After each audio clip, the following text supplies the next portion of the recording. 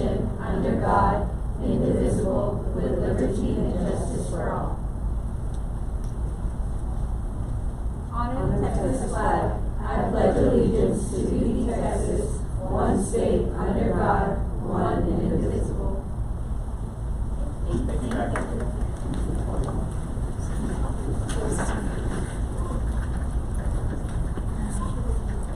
Now for a roll call. Item 1D, roll call. Ms. Barnes? Present. Ms. Borrego? Here. Ms. Maldonado? Present. Mr. Martinez? Here. Mrs. Ortega? Here. Mr. Rodriguez? Present. Mrs. Zuniga? Here. Item 1E, mission and vision statements. And I'll ask Mr. Martinez if he could lead us into the vision statement. Let's go right over to the mission statement.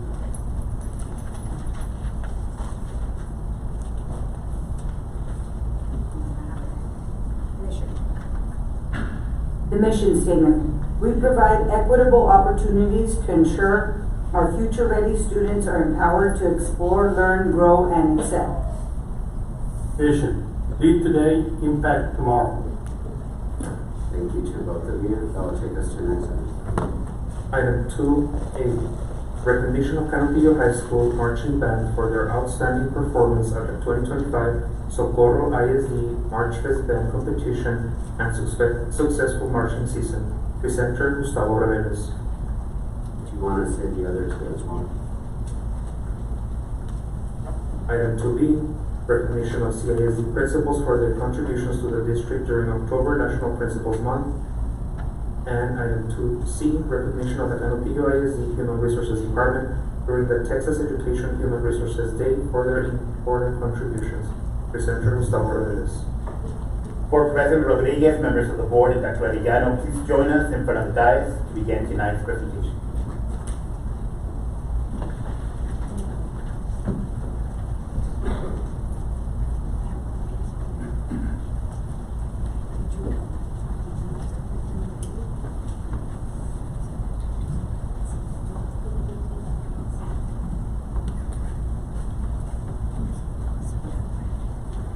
Good evening. It's my honor to be here tonight to recognize the amazing work that is happening throughout the Canopillo Independent School District, the best small school district in Texas. Tonight, we begin by honoring the work done by the Canopillo High School Marching Eagle Band during this 2025 marching season. Under the direction of Fine Arts Administrator Andres Rodriguez, band instructor Fabian Macias, and color guard instructor Anna Mack, the band modernized and updated its approach to competition in order to better reflect the standards of today's judging. The result was an elevated program called Into the Light, a show featuring the music of Mozart and Dvorak revolving around the macabre journey into the afterlife. Very fitting for this Halloween season. That strategy paid off with hardware. At the recent Socorro March Fest competition, one of the premier showcases in the region, Canopillo High School earned the following awards: Outstanding Color Guard, Outstanding Drum Majors, Outstanding Music Performance, and Outstanding Percussion Performance. In the end, their performance was deemed the best of the best in their class. The band was named the Class Grand Champions.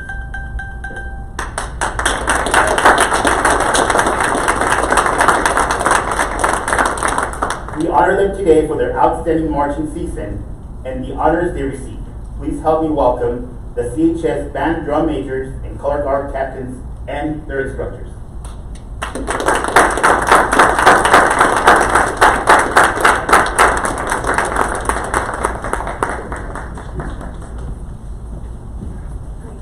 Congratulations, great job, big honor, congratulations, great honor, great honor, congratulations, great honor, congratulations, congratulations, keep up the good work. Congratulations, Gavin. Great job, Nessie. Good. Thank you. Good. You're part of it. I was trying to get that.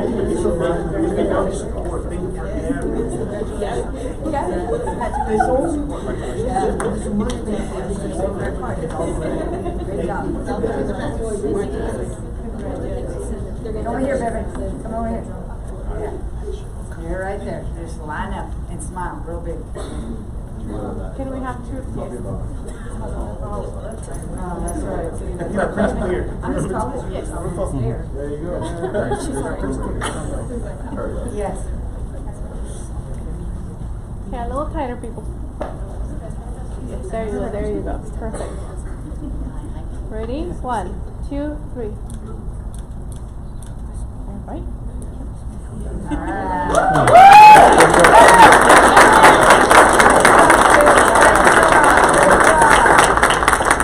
Congrats, man. I hear next year's show is gonna be a little peppier. Andres, right? It's gonna be a little peppier next year. 180 next year. Okay, so can't wait to for On the field, please. peppier show at halftime.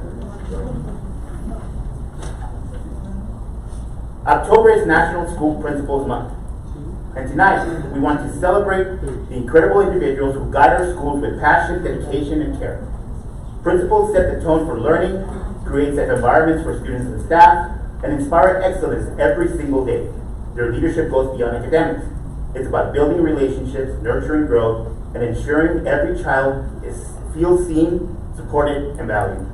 Here in Canutillo ISD, we are fortunate to have some of the best principals anywhere. They lead by example, and their work continues to shape the future of our community. Please join me in recognizing our outstanding principals. From Canutillo Elementary School, Andrea Esparza, a leader who brings one.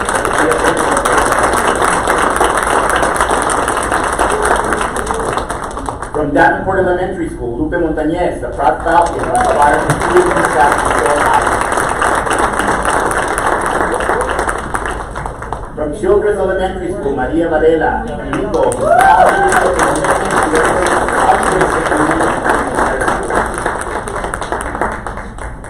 from Damian Elementary School, Maggie Castillo, a true firefighter.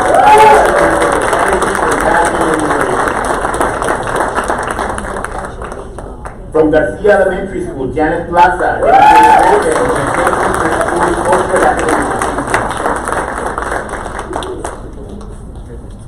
from Reyes Elementary School, Dr. Jessica Menendez Carrillo,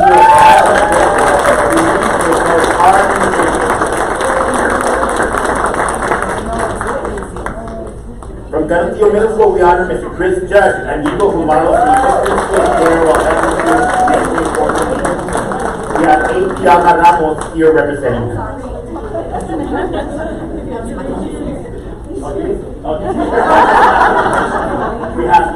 It's back in here. From Alderete Middle School, Nidia Avila, another proud Eagle.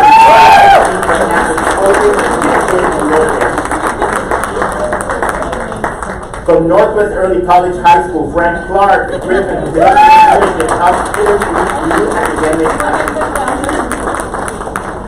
and from Canutillo High School, Candace Marufu, a strong and dedicated are ready to soar beyond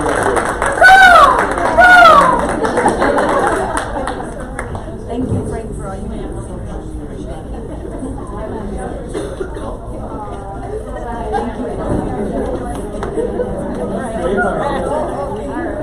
All right, well, let's line up here for a photo, please.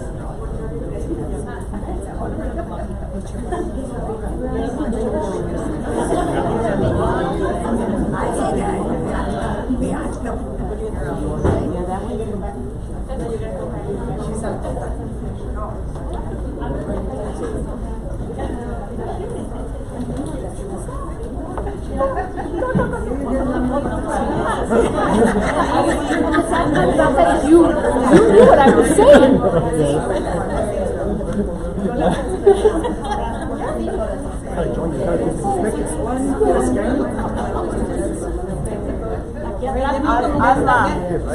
Miss Ramos, just hold it in front of you. Just track your feet a little bit. And then if I will fall, there you go. Ready? 1, 2, 3. Alright, 1, 2. I have all the followers. 1, and 3. Thank you.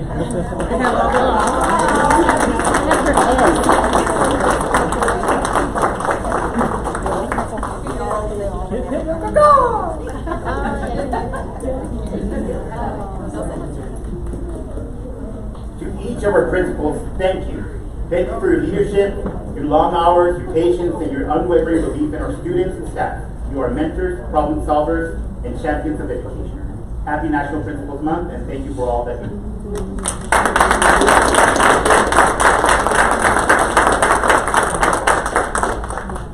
Earlier this month, the state of Texas celebrated Education Human Resources Day, a moment to recognize the hardworking professionals who make sure our schools are staffed with the best teachers, aides, and support staff possible. Here in Cantillo ISD, we are incredibly proud of our Human Resources Department, led by our Chief Human Resources Officer, Martha Carrasco. Ms. Carrasco and her team play a vital role in ensuring that every classroom is led by an exceptional educator, and that every department is supported by dedicated staff who care deeply about our students. Governor Greg Abbott this fall issued a proclamation declaring October 8th as Texas Education Human Resources Day. The proclamation reminds us that human resources professionals are essential to the success of every school district. In Cantillo ISD, this work is personal. Our HR team goes beyond hiring. They build relationships, support our employees, and help every member of our district family grow professionally. They ensure that our schools are filled with people who reflect our values of integrity, compassion, and excellence. So tonight, we take this moment to say thank you to our Human Resources Department for your tireless dedication, your professionalism, and your commitment to making Cantillo ISD a great place to work and learn. Please help us welcome the CISD HR team.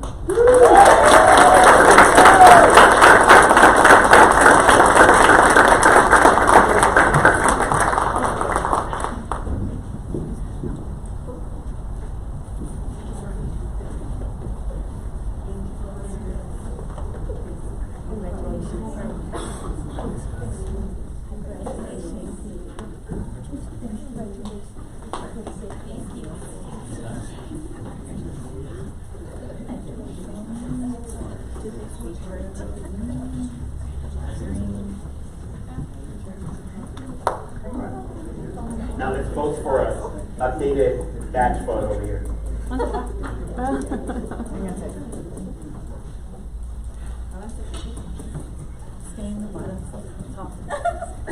No, you're good, you're good. We're up 2 stairs, I mean, if you still cover us. No, you're fine. Jose, maybe on this side. Yeah, that, yeah. Because they're taller on this side. And then move a little bit. Okay, right there.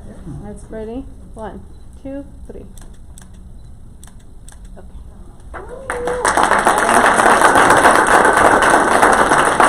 Thank you everyone in HR for making Cantillo a district of excellence. Mr. Rodriguez, members of the board, and Dr. Arellano, this concludes board honors for this moment. Thank you.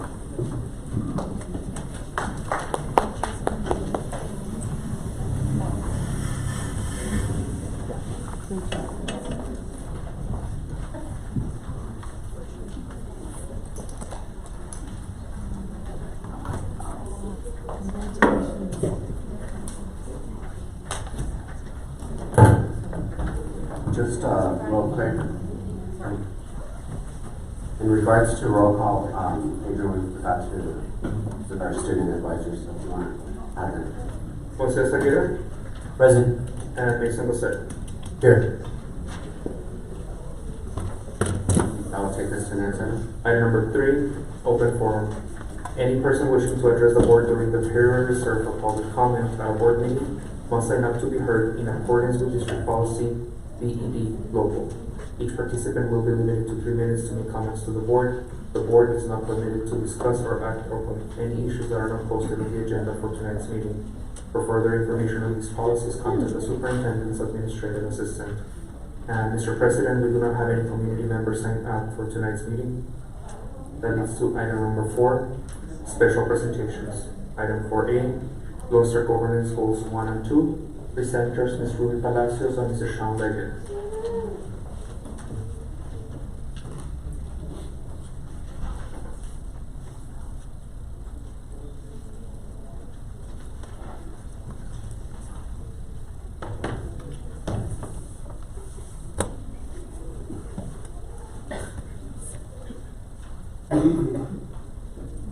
We're joining you today to share an update on our LSG Goals 1 and 2. These goals are designed to give us an update on how our students are performing in early childhood literacy, and early childhood mathematics. And so what we wanted to share with you today is a look back at what we implemented in the past year and where we went with that implementation in terms of our outcomes and where we are looking to go in our implementation for this academic year. And so we begin by reflecting on LSG goal number 1. It says the percentage of third grade students reading on grade level will increase from 46% in June 2024 to 56% by June 2027. We set this goal in partnership with district leadership, campus leadership, and our partners in our work to try to set a SMART goal for the district this school year. In order to reach that goal, we began our year 1 of our literacy initiative. That initiative, we wanted to be sure to include all grade levels K through 12 in really redefining what we're doing as a district to support our teachers and our students in reaching academic success. At the elementary level, we thought it was very important that the LSG goals also be tied to the principal's TPES goals. And so Dr. Kearney has been working with our principals to really tighten up that part of our work to ensure that all of our goals are aligning across the district and with all of our different campus level teams. Ultimately, our goal is to set a very strong foundation in grades K through 2 so that as our students continue, they're well prepared for grade level content at each grade level from K through 12. In order to do this work, we knew that we needed to make partnerships. And so we reached out to a couple of our partners in education to see if they could support us, and they did come to our aid in this good work. At the secondary level, we partnered with CREE, and they're supporting us financially in our partnership with TNTP. TNTP is a well-recognized organization. They've done a lot of work with TEA in trying to redesign the research-based instructional strategies, the importance of HQIM, or high-quality instructional materials. We've partnered with them in the past, but we really felt we needed additional support at the secondary level, and so they joined with us this academic year. At the elementary level, we partnered with the Texas Reads and Leads Literacy Initiative. This is a grant supported by the Butt Foundation and led by the CA Group. And they support us in our work of implementing structured literacy for grades K through 3.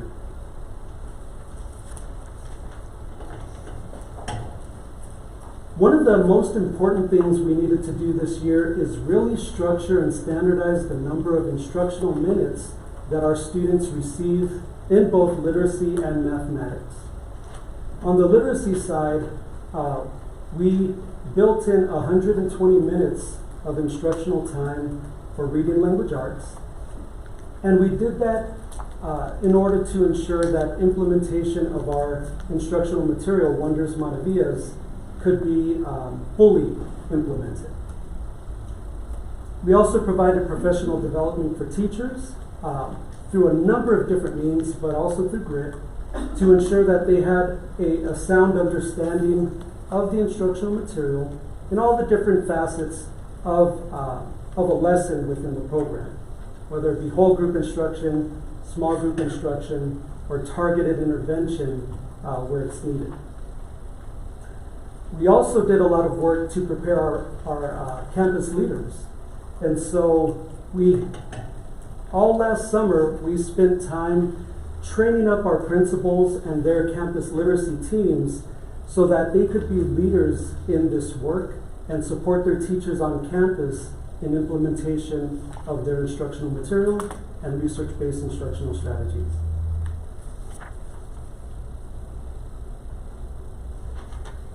Finally, we wanted to make sure that other materials, too much material wasn't getting in the way of the work. And so in partnership with our district and campus leaders, we began to discontinue supplemental instructional materials that were no longer needed as we implemented our structured literacy program. And finally, we set the goals that we'll discuss today, our LSG goals, to ensure that we had a district-wide view of whether or not we were making progress. So these were the steps that we took, and we wanted to examine with you where we arrived over time. Now understand that we also did adjust what our benchmark was, what our target was. We wanted to make sure that the goal that we were setting was for our students to be on grade level, at every grade level that we examined. And so all of the data that you see and that we produce in C&I is set at that benchmark. What percentage of our students are performing on grade level is always our question, and we're always seeking ways to improve that number. On the first data slide, you'll see just a basic graphic of our Kinder Texas Kia outcomes. I recognize that it can be a little difficult to examine this particular data slide, but I'll give you a basic understanding of where we arrived in kindergarten. What we're doing at grades K through 2 is we're looking at very specific skill sets for our students in word recognition and language comprehension. Okay, we're really trying to target fundamental reading skills to determine whether our students are growing throughout the academic year. We did observe some growth in spelling, letter sounds, and decoding skills throughout the year, but we did not see growth in all domains that we measured. In fact, overall, we saw limited growth last year in kindergarten. As we go into first grade, we start to really see some outcomes begin to change for our students. In fact, across the 5 skills that we are targeting in our data, we met our SMART goals in all 5 domains across the district. We achieved about 16 percentage points of growth in each of those domains, in areas like fluency, reading comprehension, word reading skills. Our students demonstrated substantial growth from the beginning of the year, from our baseline year, the previous year, to the end of last year. Though we did see that growth, we do see continued weakness in reading fluency across the district. And so we've definitely targeted this as the skill that we need to develop going through this academic year. And we'll talk more about our plans to address that once we examine this data. In second grade, we were also able to meet our SMART goals. We met 9 out of 10 SMART goals that we set, and it's 5 SMART goals in English and 5 in Spanish. So we just missed one of our goals in Spanish here. Again, we averaged about 15 percentage points of growth across the district last year, comparing the previous academic year to last year. But we saw that same weakness. It's certainly a trend that we've identified for our district, that our students aren't developing reading fluency at the appropriate rate across our grade levels, and this is something that we really need to target. Any questions at this point? Thank you. Sir, I'm sorry. When you mentioned the SMART goals at Kinder, 3 out of 5 domains were not met, that included Spanish and English? Yes, ma'am. Oh, yes, ma'am. thanks. So it was pretty much the same story in both Spanish and English at kindergarten. Yes, ma'am. And so we take a look at the data for grades 3 through 5. Recognizing that our LSG goal is targeting 3rd grade, we as a C&I department didn't want to just end our focus there. In fact, we decided that we should have clarity on goal setting across at least all tested grade levels. And so you will see some data from grades 4 through 10 as well. But for grade 3, I'm happy to report that we did meet our LSG goal last year. And I do want to emphasize the fact that the goal of 56% meets was set for June of 2027. And we were able to meet that goal last academic year. And so I do want to celebrate the work of our teachers, our campus leaders. They really made powerful growth in the past year, going from about 45% meets the previous year to 56% meets last year. Now, on the Spanish side, we did drop, or we did not quite meet our goal of 26% meets. We were at 21% last academic. Overall, we achieved about 10 percentage points of growth in 3rd grade, though we didn't see growth at this time in 3rd grade Spanish. In grades 5 and 6, we did meet our SMART goals in both grade levels, with an average growth of 8% across both English and Spanish in 4th and 5th grade. And again, I do want to recognize the efforts of our teachers and our principals, campus leaders, in really achieving substantial growth across all grade levels at the elementary level. And so I do want to speak a little bit about where we're going with this academic. As we mentioned, for this academic year, we set a minimum of 120 minutes of literacy time in grades K through 4. This is consistent with our high-quality instructional materials needs and allows us to implement structured literacy with full fidelity. At 5th grade, you'll notice that we were given 100 minutes of time there, and there's just scheduling constraints at that grade level that wouldn't allow the full 120 minutes. What does our implementation of Wonders Maravillas look like? Very structured whole group instruction time every day. Students receive about 60 minutes of whole group instruction a day. Students also have an opportunity for small group grade level practice, and so they'll be practicing with their peers on specifically grade level content.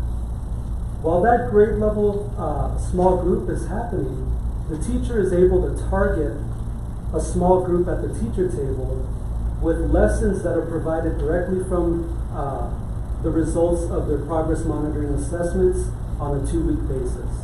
And so we can really target student needs on a bi-weekly basis rather than waiting extended periods of time for data.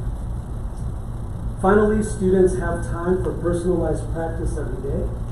And what that consists of is a program called Wonders Adaptive Learning. It's a computer-based adaptive program that meets the student where they are, whether they're above grade level or below grade level, to continue developing their fundamental reading skills. And so all of this happens for our students every day. They get to experience all of these different domains of learning, and we are hopeful that strong implementation will result in powerful outcomes for our students. In addition to that, as I mentioned, we trained all of our students and we trained our principals in the content as well, so that they're familiar, so when they do their observations, they can be very clear as to whether or not the implementation is moving forward or where they need additional support.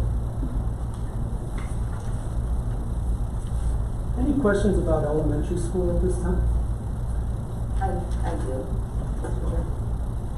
And I'm sorry, I'm going to go back to some of the slides. I didn't want to interrupt you until I had all the information, but okay, so bear with me. Sorry. So out of the SMART goal, this is when we're talking about kinder. So the SMART goals, as Lily mentioned, 3 out of 5 domains were not met there. Yes, I saw vocabulary in particular,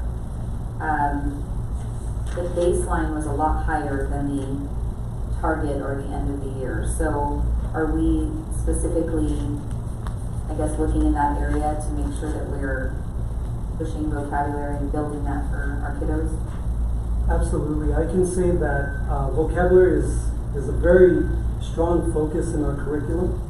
They're going to get vocabulary exposure every day of the curriculum this academic year. If I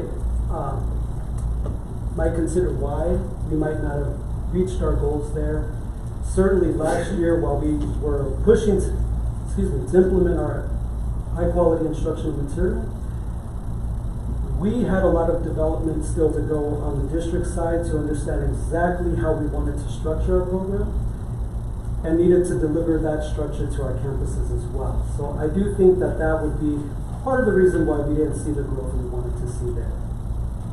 Okay, perfect. And then, sorry, these are skipping. So I did see the significant weakness is observed in reading fluency and reading comprehension. And we know, of course, reading comprehension usually is going to struggle if fluency isn't there. Absolutely. So what specific targeted strategies are being used? I feel like if we target the fluency, the comprehension a lot of times will come. So what are we doing specifically to target that? Yes, ma'am. One of the powerful tools we have at our disposal in Wonders Maravillas is the program provides a weekly oral fluency assessment for our teachers to deliver to our students. And so we're really trying to shine a light on that issue and to illuminate exactly and understand where our students are at throughout the program. And so every week of the program from the beginning to the end, it starts about in the third unit at first grade is when those assessments begin, but then you see those assessments all the way through fifth grade. And where we hope to see that implementation is during personalized practice time. When the students are under adaptive program, this gives teachers an opportunity to pull a few students a day. It's a 60-second assessment, very quick. And that fluency assessment, of course, grows as the year grows, right? And so we're really looking at whether or not the students are keeping up with their vocabulary development and their fluency development. So this is one of the tools we're targeting to support that. And that wasn't done last year? That was not done. Okay, and I'm glad to hear that, because one of my other questions was going to be how we were evaluating the fluency. I know in the past, fluency would sometimes be evaluated by a computer program, and I absolutely hated that data, because I just felt like it wasn't accurate. It's totally different in regard to the students reading fluency orally. So I'm glad to hear that we're focusing on that, so that we can get accurate data there. Yeah, that was definitely a reason why we had to reevaluate the programs that we were using within our district, right? And we did have, because of COVID, right, and our devices and our one-to-one, those adaptive programs. At that time, it was very, very easy to assign an adaptive curriculum and be able to try to track and monitor that way. But definitely within our research and our goal to ensure that we're leveraging our high quality instructional materials, that was one of the biggest reasons why we definitely had to pull away from those programs. So that way we can bring the fidelity within our curriculum. Perfect, I appreciate it. That's all my questions. Thank you. So it's kind of, because you mentioned that reading fluency throughout the district is low. Yes, And if you look at the data from Kinder, it's showing their decoding, letter sounds are low, right? At the beginning of the year, they've improved a little, but I feel that that is kind of what's hindering them with the reading fluency, you know, because, and the comprehension, because they're trying so hard to decode that they lose the comprehension. So my question was, and you answered that Maravillas does have an oral reading fluency that they do weekly, correct? Yes, Is ma'am. that's what you said? Now, you also mentioned that it has that Wonders has an adaptive learning. I feel the same as Ms. Barnes with those adaptive learning programs. So I had asked Dr. Ariano about the AR program, because I feel that the AR program is a supplemental support for the students at home to be improving on their fluency, to be improving on their comprehension, Just the fact to learn to read for 20 minutes a day, let's just say. I mean, and I would always tell my students, how do you think a basketball player gets better? By practicing. So the reading 20 minutes a day, versus being on their phone or whatever, and it improves the fluency. It gets them in that mode. The adaptive learning programs, sometimes the students I've found were not giving 100%. So to me that data was inaccurate based on when I did it, And so, but I'm glad that you said it's the maravillas and the wonders. Right, maravillas is the Spanish version of wonders, correct? Yes, Okay, so it has all those specific areas that it's targeting through the program, right?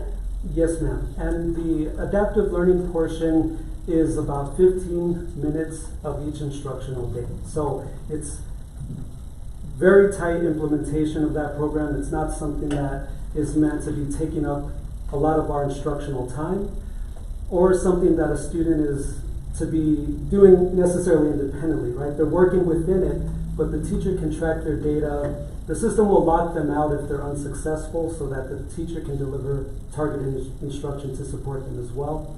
And so we're definitely not putting all our marbles in the computer program at this time. We're really trying to give a robust experience in our classrooms. And with that adaptive learning program, it's targeting the sounds, the decoding, like at kinder level, the letter names, all of that, right? Yes, ma'am. It targets phonemic awareness, phonics, and structural analysis specific. Okay. And at 5th grade, you said it continues? It provides content up to a 6th grade level. Okay. Yes, ma'am. So. Are 6th graders using this? No, ma'am. Okay, so I'll wait on my questions when you get to 2nd grade. Yes, ma'am. Thank you. Thank you. I also have a question. So my question is, do you feel that the dual language program versus the monolingual program, how does that affect the children's gaining their fluency, decoding, things like that? That's an interesting question. I think it puts a lot of, how can I say it? A lot of work on the part of the teacher, right? To really work between the two. What I can tell you is Wonders and Maravillas provide a 100% curriculum in English and Spanish. And so there is some work for the teacher to blend those two. The program does offer dual language planning supports, though the teacher will still, or those PLCs will still need to do some work to blend those together. I can tell you that this is a question that we're very interested in learning more about. And so we have started a partnership with TEA and TNTP. Oh, did I say it? Right. She was going to go there. Yes. Okay, thank you. Sorry, Dr. Adriana. We started a partnership with TEA's bilingual department and TNTP on some research. And the question is, how do you implement high quality instructional material in the dual language or bilingual context? It's, I think, a big question across the state. Certainly, it's a big question in our district. And so what they'll be doing is they'll be coming down to observe our classes, speak to our leadership, speak to our teachers, parents, to begin to collect data on how better to do that work. And so there are some open questions there for us, but we're definitely trying our best to answer those questions as soon as possible. And just a comment to it, if we could maybe next year get some of that data to see how they're doing the difference monolingual versus the bilingual, it'd be great. Yes, ma'am. In your data sheets, you will see CLI engaged data in English and then in Spanish. On the last slide of my portion, there's some links that'll take you directly to the live documents that you can check throughout the year to see those comparisons throughout the year. I have a couple comments. I wasn't going to start with this, but I would like to, because I'm in agreement with the ladies, and I think because we were all in that field, what Ms. Ortega said. The data, though, do you want it for bilingual or dual language? Because they're completely different. So I would both different? Sure. Yeah, okay, and my comment that I want to make, is with dual language. We have to be very careful on how we present it and what we do, because if they don't have an understanding of it, you have to be very patient with dual language. The fluency and the comprehension will come, but it comes later in the years, and we educate parents on that. We educate because they're learning, their cognitive brains are developing in both languages. So of course they're going to score lower, but then by third grade it starts to even out. So I think that's very important for our colleagues to know, and we have to be very aware when we're presenting that we present that way, because the misconception parents will pull their kids out of dual language because they're in second grade, and because they're saying, they can't read in English or Spanish. Well, that's just not the way the brain works and the way the learning works. So it's important that we all know that it takes time with dual language, and that's where we're committing. The parents have to commit to it, and as educators we have to commit to the process, is the whole thing, is the process. And then in third grade, it starts to level itself out, and by fifth grade, they should be not just bilingual, but biliterate as well. Now, bilingual education is a whole different beast, and we'll get the data on both of those, but I do think that it's important what Ms. Ortega was saying, that we're aware of that, and making sure that the education's out there. Not just to our parents, but to our community and to the board as well. And then my other comment is, I agree with Ms. Maldonado as well about practicing at home. And I don't know if we already have AR or if we're considering purchasing. Oh, we do, okay, because I was going to say, I'm assuming that we have leveled classroom libraries in all the classrooms, leveled libraries. Do we have that in all the classrooms? We do have level text. However, we've been very careful about our implementation of level text. Okay. Especially within our Tier 1 instructional time. Our focus during those 120 minutes is on grade level specifically. So anything below grade level we're not using within that 120 minutes. They may get the low grade level content in their personalized practice. Yeah, but I'm not talking about sorry to interrupt. I'm not talking about the 120 minutes. I understand that perfectly. Yes, I'm talking about what Ms. Maldonado. They need to go home and they need to practice. That's how they get the fluency. And I wasn't sure if we had AR or not. But my point with the leveled readers is that the teacher could also create reading logs that the kids take home, the parent signs off on, and that they read together. And that's what I was talking about, the leveled readers, if the library wasn't available, or the teacher doesn't give, or the teacher's more involved in giving the literature that goes home, so the child isn't frustrated when they're at home, because then that turns them off to reading. Yes, ma'am. In regards to that, we do have AR. We also do have Myon, which is a digital library at the elementary level. And part of the Wonders Maravillas curriculum, they do also have a digital library available to them through there. So they do have a very robust set of literature that they can pull from that's available. Okay, and just 2 comments, and thank you for all that you do. It's not an easy task, as I know very well myself, so it's not an easy task. I think communication is key, and awareness, teaching our community and our parents and all the stakeholders of what it is that we're doing. So I'm loving this presentation. Thank you. Thank you. Go ahead, Ms. Ms. Ortega's question prompted me with another one. So with your curriculum for the dual language, first of all, what's the model that we're using currently? Is it 50-50? 50-50 two-way. Yes. Okay, so do the stories in Spanish match the stories in English? Not necessarily. The themes do connect. However, because the scope and sequence for Spanish, the sequence of skills that they're learning are very different, those stories oftentimes match those skills rather than matching across languages. So a dual language teacher that is teaching whatever the skill is for the week, or let's just say for the week. I'm assuming that they're changing day to day, one day English, one day Spanish, correct? That's correct.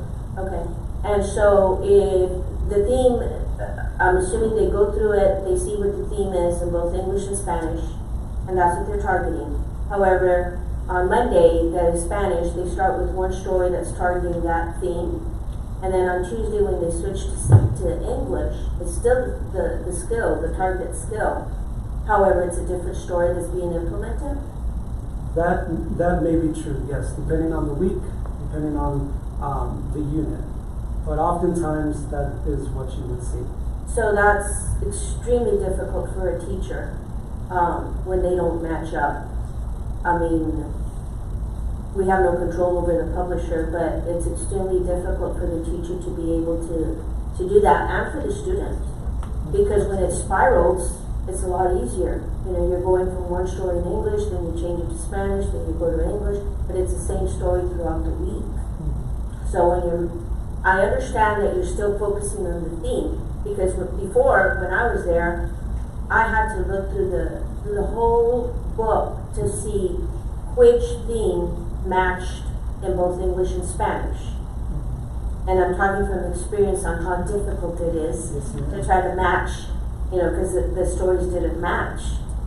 So kudos to the dual language teachers too, because it is one heck of a job. Yes, Thank ma'am, you. I agree completely. Thank you.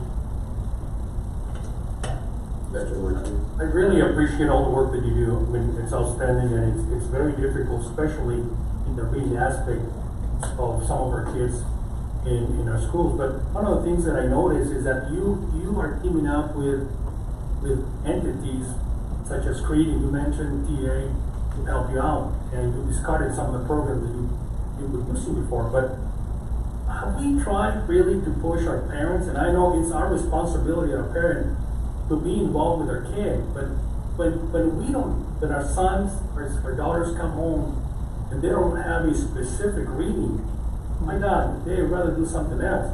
You know, and if that specific reading for that class has to deal with how the moon was created, just for the sake of discussing, then the following day you can discuss it and ask questions and get the kids involved.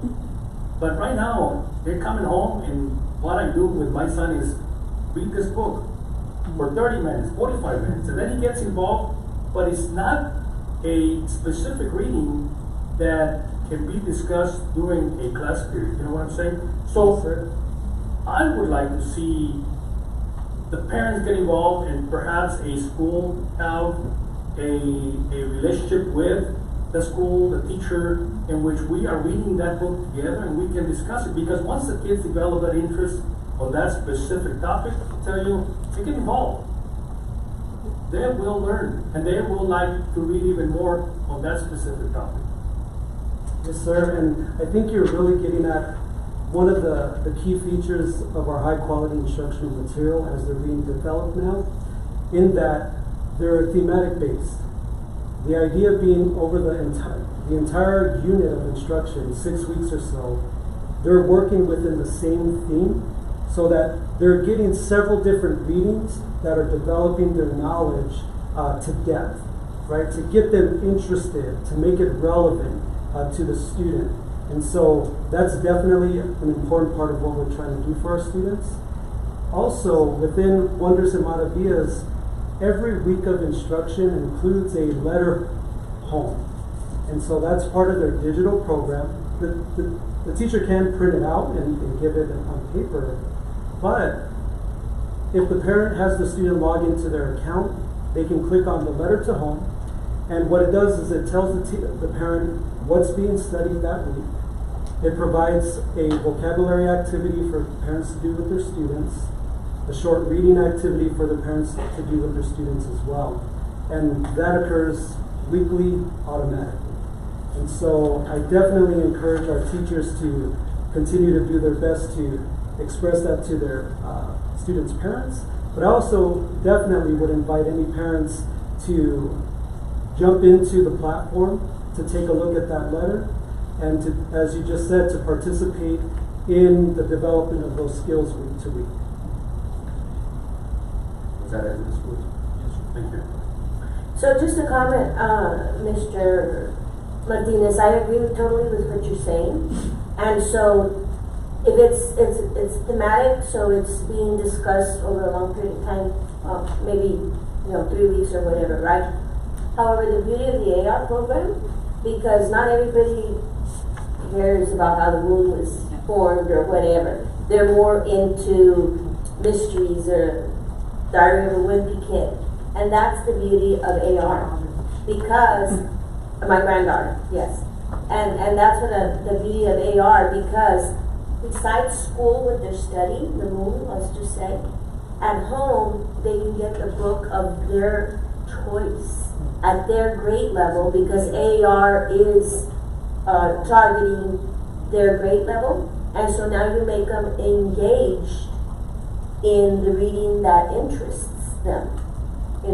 Diary of a Wimpy Kid, or Judy Blume, or whatever, But that's the beauty, I think, of the AR program, to continue practicing it at home.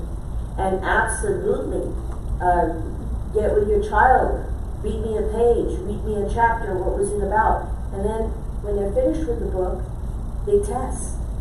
They test on the comprehension. So I don't know if every campus has it. I'm speaking on the way that CE used to work it, type thing. But I believe 100% on that AR program. When El Paso didn't have it, I was like, wow, it explains a lot. So kudos again to CISD for implementing, and it's been for years, the AR program. So just a little, thank you. Thank you. I would absolutely say that independent choice in reading, extremely valuable. I'll second that absolutely, and definitely would encourage our students, parents, teachers to engage with their school library to support that as well. We do have digital libraries, but there's something special to having that physical book in hand that you love as well. And so I do want to extend that to our librarians to continue to invite those students in to receive that level of reading that y'all are speaking to. And I know I said I was done, but I have a couple of things. So in regard to the 3rd grade STAR Spanish, I know that I looked at that and I was concerned because it doesn't look like we grew from our baseline. So to me, I look at that and think for an entire year we didn't really make growth for that 3rd grade STAR. Am I looking at that incorrectly first? I think it's very important we go back to what Ms. Borrego said and really understanding what the data represents, right? One of the things we notice within our Spanish testers is those numbers tend to fluctuate.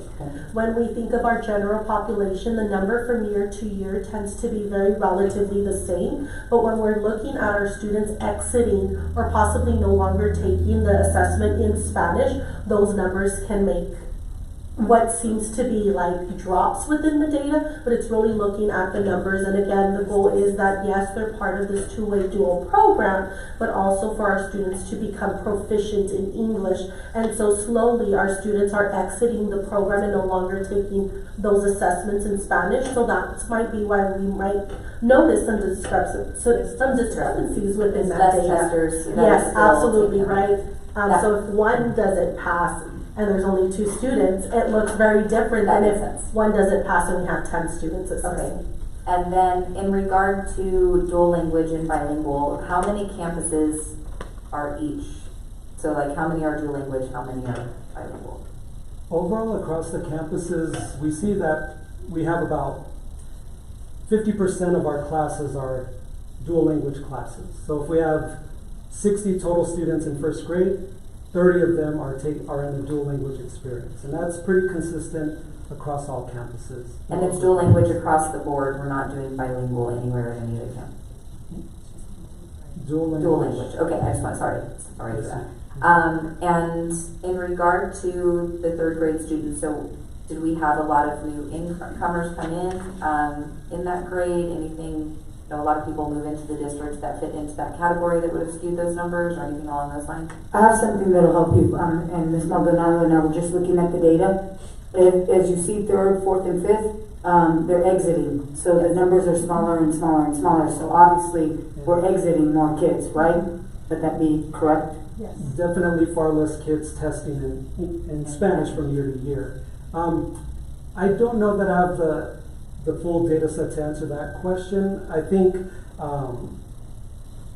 I think probably the thing that I look at the most as being a trend that really moves that number is the number of students testing, which is maybe 15 students one year to 10 students the next. And so I think that's really the number that's been shifting. But I don't know if there's any additional insight in the room to that question. And maybe just in the future when we're looking at those Spanish numbers, if we do have discrepancies because of people exiting or whatever the case may be, if we can just have a slide or something that kind of explains those discrepancies, that way the data makes a little bit more sense in regard to the drop or staying stagnant.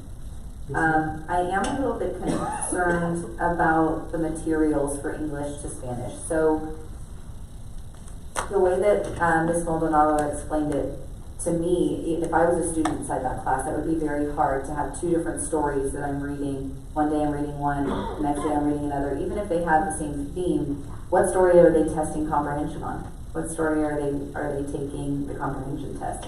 Because technically, instead of having 4 full days, they only have 2 for whatever that story is. Hi. So let me answer a little bit on that. We also want our dual language students to have authentic literature in Spanish. Can you introduce yourself? Yes, I'm Emily Aguilera, the bilingual coordinator. Thank you. It's nice to meet all of you. So that is a big factor. This is why a lot of the stories don't match, because we do want them to be authentic. And so in regard to that, and for them testing for comprehension level, are they still doing like a end of the week comprehension test over the stories that they're reading? So what you can do is you can leverage your English story. Let's say that you have 3 days, right? And you can go ahead and leverage one for comprehension and the other story in Spanish for skills. Like those skills that do not transfer, that they're only unique to the language. Okay. And do we know, just thinking ahead, curriculum-wise, because I really like Wonders, and I don't know a bunch about the Spanish one, but are there any reading curriculums out there that are high-quality materials that the stories are the same in English and in Spanish, so they're testing on the Not same right story? now. No. No. And what about the other subjects, other than reading? So science, mathematics, they're still changing subjects, but they're covering the same content, correct? Right, okay. And So those we switch questions, everything. like for mathematics, for example, those questions are translated, so they are working on the exact same question, the exact same skill in mathematics. The only area which we see it is in English language arts, because we do know those TEKs are very different for a Spanish as it would be for English. Okay, and thank you for your input. And then my last question has to do with the parental aspect. Are we training the parents how to get onto those platforms, how to use those different things at home? Because I can speak for myself as a teacher. If I didn't train my parents on how to do those things, they weren't going to do it because they didn't feel like they knew how. So at the beginning of the year when we implemented those things, did we train our parents how to log in and see that stuff, things of that sort? We've not had explicit training at this time for parents, but definitely do believe that offering additional services to do that would help all of us accomplish our goals. Absolutely. And I feel like as a campus, if we're all using the same curriculum, maybe next year that's something that we can look at doing for back to school night. Have like everybody meet inside the cafeteria and we're going to go over this together as a campus, so that the teachers don't have to do it. And that's what I was gonna say, parent night is a great night to do it. And, parents have to sit and wait and talk to the teacher, so why not go through a tutorial instead of just standing up, holding up the wall to talk to the teacher. There's so many ways you could do that. Absolutely, and I feel that then when they break off kind of into their own classrooms, when the teacher gives them all of their information that they can have that sign-in that was mentioned at the training they just received, so they can hit the ground running kind of from the beginning of the year. So just a piece of input. Thank you. I appreciate that. And I just wanted to go ahead and add, next month for November, every year, our department has to present to the board an evaluation of our dual language program. So that's up and coming. Just to add, Ms. Barnes, there's 2 sides to what you're saying about parents. I'm all in agreement, parents should know. However, one of the things that I recall when I was teaching was that sometimes, and this is in the upper grades, when the parents know how to get into the program, AR or whatever, way before when they were able to test, they would test for the kid. Yeah. Now that stopped because AR stopped at 4 o'clock. And after 4, you could not go on. So like at kinder and first, my grandson would have to read the book to us every day for like 3 days. And then when he was ready, he tested in the classroom. Okay? So that would be the ideal thing. Thank you. I think you all are hitting on something that TEA recognizes as critically important.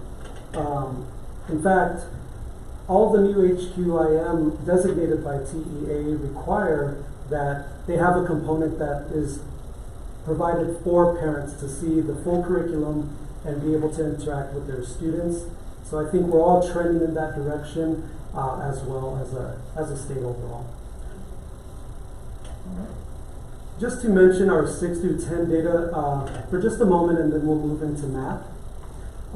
So in grades 6 through 10, we provided a data sheet for you all. Like I said, after a couple of slides, you'll see links to that, and I know you all have access to it. We did meet our SMART goal in 9th grade last year. However, we did not meet those goals in the remaining grade levels in secondary. And so what we saw overall was about a 2% decline in our overall meets at the secondary level. On my end, on our NSC and I think I recognize that our implementation of our literacy initiative at those grade levels was unsuccessful. We didn't get a full understanding of our high quality instructional material, and we weren't able to give the campuses the support they needed, in my belief, to achieve the goal. And so, just to speak to what we're doing for grades 6 through 10 this year, is we leveraged our partnership with CREED and TNTP to try to provide more robust support to secondary. That work began with us reaching out to our secondary principals. In the summer, we trained on the ideas of belonging, consistency, and coherence with our administrators, and carried that training on into the school year. During GRIT, our secondary teachers also received training on these 3 concepts. The idea really to set a purpose for our work. Why are we trying to implement high quality instructional material and research-based instructional strategies? The reason is we want our classrooms to be spaces of belonging, to have a consistent experience for our students, and to be coherent across grade levels. So that a student going from 6th grade to 7th grade has experienced a set of routines and structure that will continue through 12th grade. And so right now we're really trying to set that case for why, so that we can continue and push forward with our implementation again this academic year. On the next slide, you just see the links to the data tools that we've provided for you. Again, those are always available to you as board members to look at and to examine. And any questions you may have, we're happy to field those for you. So I have a question on the secondary. Obviously, you don't have the 120 minutes like for elementary. So what do you have? 90 minutes? We have about 45 minutes of instructional time in grades 6 through 12. And then what instructional materials, like you have maravillas, you have wonders in elementary, what do you have at the high school or at secondaries? Grades 6 through 12 all use Savas My Perspectives as their instructional material. And that's high quality material, I'm assuming? So we vet that through our own research, looking at third parties like Ed Reports. And prior to the IMRA process, Texas produced a report called the Texas Resource Review. And in all of those reports, My Perspectives did score very highly. High quality instructional material comes with a caveat. The caveat being Texas designates through IMRA high quality instructional material.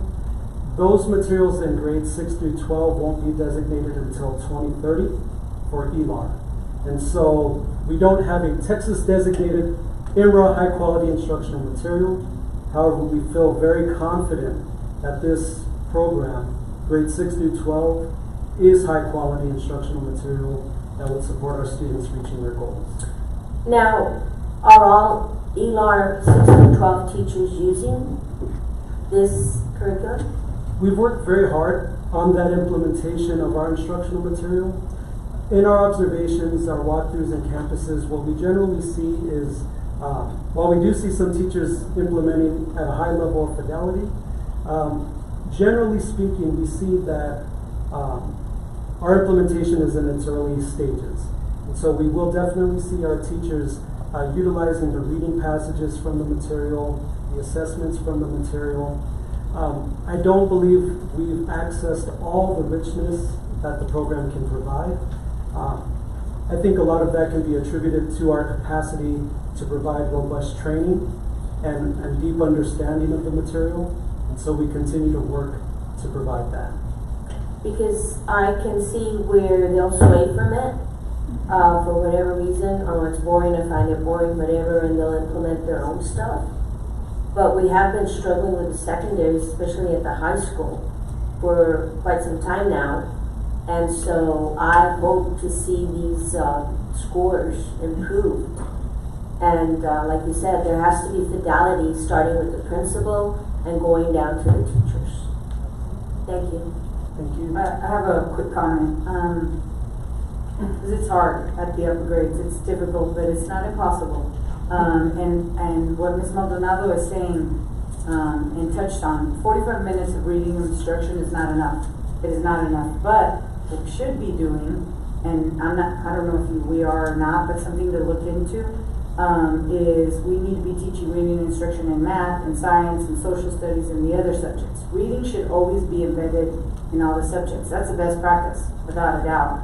So if we're not doing that, and I'm going to go back to it, I've been saying it, I think, since I got elected, if we don't do classroom walkthroughs and the principal's not in the classroom, we don't give them that time to be in those classrooms, and we don't have the expectation, then it's not going to happen. I mean, it's not, because people are not going to do what is now looked at and expected and verified.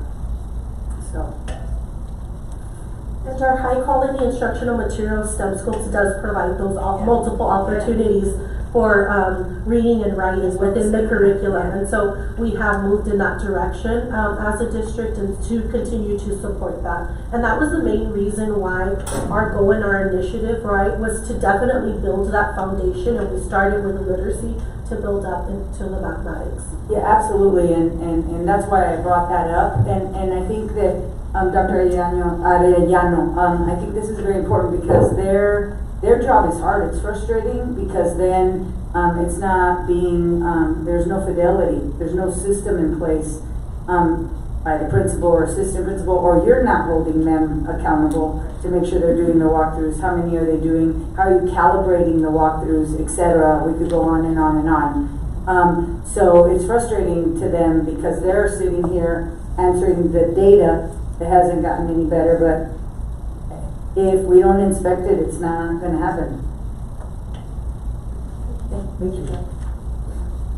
So to piggyback off of that, so in regard to the high quality instructional materials not being utilized the way that they should have, was that documented last year in regard to teachers that were using it, teachers that weren't, and then being able to identify the difference in data from those classrooms?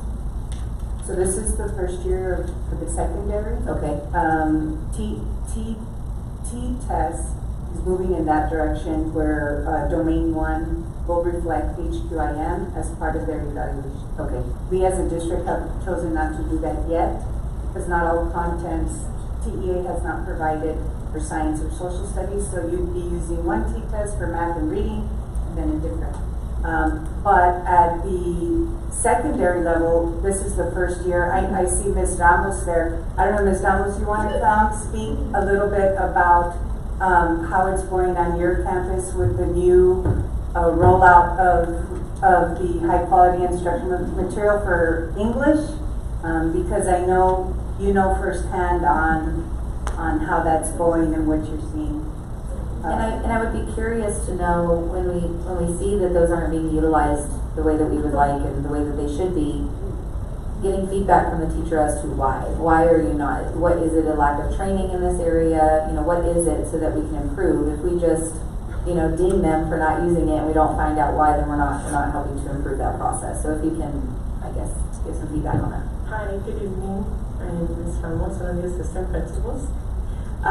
Yes, so Sean and Ruby they frequently answer questions, whether it be on chat, on email, where do I find this, where do I find that, how do I access this. We were also working on modules for my perspectives, and there they were able to see, oh, it has this, oh, it has that. Now we could embed the writing here. We could use this to help them with the revising and editing. So that was very powerful because it was something that we didn't know that my perspectives had. Back to the training, right? And I believe when you ask, right, we do listen to the teachers in regards to what are their needs and their wonderings and concerns. And one of the things, as Sean mentioned, was that secondary professional development and the structure of implementation. Last year just wasn't there, but definitely something we're working towards this year to ensure they have all of the supports and resources that they feel they need to be able to implement the curriculum. I can also say that at the beginning of the year, there was there was more pushback than now. Now I see a lot of teachers using it. I can say that all teachers are using it at some point, like you were mentioning, they pull here and there. I do know that there's also teachers that are using it completely. I've already done 4 formal observations, and they have been using my perspectives. So we're getting there, and thank you to CNI because they have really been there. At first, we would say that, and I was scared that we were just kind of telling them, but no, they have really been present, so thank you. Do you have any other questions for me? I have a quick question. So you're mentioning, relax, Ms. Ramos, you're good. You're mentioning my perspectives. Is that the same as Sabas? Sabas? Yes, Sabas is the publisher. The program is called My Perspective. Thank you. Yes, ma'am. And I do have another question. So, Dr. Elian, I would like to see how it's being implemented at the high school, because I know you're supporting them at middle schools. Are you also supporting at the high school? Absolutely. And so how is that being implemented as well? Very similar. The process is exactly the same for secondary that we're doing right now. However, we are seeing the same trend little by little. There's bits and pieces. I can tell you from our first observation when we did instructional rounds to now, we're seeing gradual improvements. And so, you know, it's a matter of training. It's just a matter of having that coaching feedback with the principals as the administration goes through those classrooms. But I know Ms. Marufo has been very inquiring about how to improve, what she can do to get into those classrooms as well. So it's a similar situation, but still a lot of work to be done. And I did want to add what you just said, because I made a comment earlier about principals being in the classrooms, but that's just not on them. It's on central office to support them so they're not caught up doing a lot of stuff they shouldn't be doing, so they can get into the classrooms, because instruction is number one. And then on another note, Ms. Ramos hit where the teachers with the new program sometimes aren't aware of everything that it consists of. So there has to be adequate time for them to explore it, whether it be through PLCs or something, but time has to be taken to literally explore the curriculum. So I hope that's being given to them. Thank you. Yes, ma'am. Definitely in the works. Right now, we're developing a new set of resources for internalization of each aspect of the curriculum. We definitely see that as our next step in CNI, and so we're actively working on those materials, looking to roll those out for our teachers and principals in November as well. Alrighty, moving on to LSG Goal 2. LSG Goal 2 is a third grade mathematics goal. It reads, the percentage of third grade students that score meets grade level or above on STAR Math will increase from 44% on June 2024 to 56% by June 2027. And so this goal was set last academic year to guide our work for the next few years. One difference between math and literacy is that this is really the first true year of implementation of our high quality instructional material in math, that being STEM scopes grades K through 10, or excuse me, K through Algebra 1. And so what we're really looking at is kind of looking forward for math from this point to the end of this academic year. And so last academic year, we did have STEM scopes. However, it was a supplemental tool. We were still using our adopted materials from the past in math, materials that we recognized were not meeting the mark. They did not deliver full 100% of the TEKS and did not deliver a research-based experience according to all the research that we sourced. And so when STEM Scopes was added as a high quality instructional material last year through the IMRA process with TEA, CNI jumped at bringing that resource in. It was one of the first identified, and we're full speed ahead with that implementation. And so you see this academic year, K through Algebra 1, all campuses utilizing that one program. And so we really have a great opportunity at Coherence from K through Algebra 1 in providing our students very rich routines that they'll be able to fall into year after year. The goal is the same in math, to set a strong foundation at the kindergarten level to support our students throughout their educational experience here at Kaneohe ISD. Again, much the same as in reading language arts, we're focused on meets grade level performance, and so any data that we produce at this point moving forward will be targeting that goal rather than an approaches goal.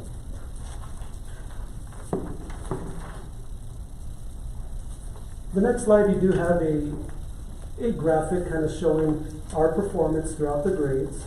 And this is using the STEM Scopes BOY, MOY, EOY assessments. And you do have a couple of charts there kind of demonstrating that growth throughout the years. And then what follows that is a short synopsis of what we found in grades K through 2. Overall last year, in kinder, we just saw a slight growth achieved from BOY to EOY. But in grades in first grade, we did see an 11% growth in students meeting grade level. And in second grade, a 10% increase in students meeting grade level from BOY to EOY. So we did see some suggestion of growth in all grade levels K through 2. Any questions at this point on grades K through 2 in math? Okay. And so again, we reflect on the LSG goal of increasing from 44% to 56%. And if we go to the next slide, you'll see a small graphic on that performance. In third grade English, we saw 3 percentage point growth for our students. Our target was a 4% growth for that year, and we're just slightly underneath our target for that year. In Spanish, we did also see growth.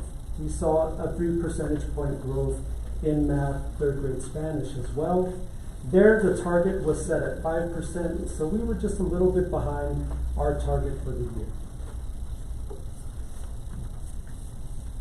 And so moving forward, much like literacy, we're in, as you can see, I hope, lockstep between math and literacy and how we're implementing HQIM. We reallocated and standardized our minutes in math, and so we have 100 minutes for math in all grade levels, so that students get the appropriate amount of exposure in every classroom in our district. Much as in literacy, we've been reaching out to campuses and teachers to provide that professional development, whether it be through in-service type settings, or joining PLCs, or just being present at campuses to answer questions that teachers may have. Generally speaking, you can see Ruby at any of our campuses throughout the week, every week, consistently going wherever it is that teachers are asking for support. We'll do our very best to try to offer that. STEM Scopes offers an experience much like Wonders Maravillas, in that you'll have very structured whole group time where teachers are provided minute to minute guidance on how much time they should be taking with delivery of each specific skill throughout whole group. They'll have opportunities for small group instruction, and there are also opportunities for personalized practice based on student need. So once that student completes the assessments within STEM Scopes, the scope assessment, the teacher will get data that they can use to guide them in delivering an intervention lesson or an acceleration lesson, something to enrich and push them beyond the scope, or something that will provide that remediation so that they can master the skills provided. That's every scope within the system, K through Algebra 1.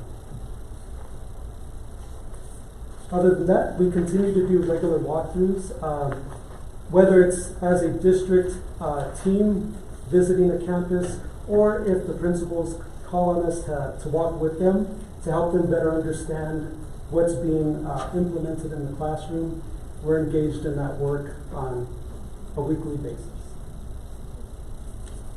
I think just in regards to I think what we need to be focused on is the actual outcome and what the end result is as board members. Even though I appreciate and I love the fact that we have, the teachers and people that have been in the classroom. I think in regards to the training I've had is how do we focus on what is expected and not how that gets there. I believe we have our professionals, whether it's our superintendent or in the classroom. I think our focus should be is how do we move the needle of our kids.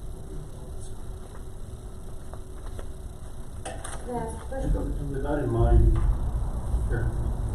I think this is the area in the middle school where we really need to improve in math. I think that's where we need to spend most of our time, not most of our time, but really focus primarily in those grade levels. Where I think there's a transition from elementary coming into middle school. Where it's they're learning, they're moving, their anxiety is moving, and they have so much energy. They're really focusing into the reading, the math, and the math is critical that we need to improve. Okay, I was just, because this goal is early childhood, so you don't have no data on secondary. And then last year, this is the first year of STEM Scopes. This is the first year of 100% implementation of STEM Scopes, yes ma'am. Last year, STEM Scopes was offered to all of our campuses, both elementary and middle school, as a supplemental material. So the teachers had the discretion whether they would, what components of it they would implement or not. But this year, they don't have any other curriculum besides STEM Scopes for the duration of their Tier 1 instruction. Okay, thanks. And Dr. Arellano, I guess this question would be to you. How long ago that we moved from block schedule to regular, traditional secondary? This is the second year in secondary that they're 45-minute blocks. Have you seen it? Was it higher when we were at block? The results? Not the end results? Not at the high school, not in English. One or two has stayed relatively within 5% of the two. Middle school, it was a different scenario just because we were offering an accelerated, where we offered English 1 and English 2 at the middle school level. And so Just English 1. Algebra 1 I'm and sorry, 2, yes. Algebra 1 and 2, English 1 at the secondary middle school level. So we should, now that students are going to take the actual testing, you should start seeing a more true picture of 6th graders taking the 6th grade reading, 7th graders, because they will be on that grade level if as they move out through the accelerated program. Okay. And then the programs that we had to get rid of through the RIF, it was algebra, it was math too, right? It was Algebra 2, Physics, and English. Okay. So I guess we won't know the effects of that till next year. All right, thank you.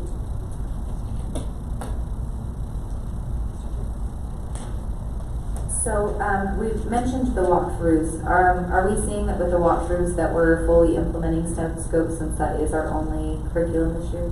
We are noticing more implementation of it, yes ma'am. Are we at 100% in all of our classes? Not yet, but we've also, again, in hearing the leadership team and hearing the teachers, it is a brand new curriculum. They've had envisions and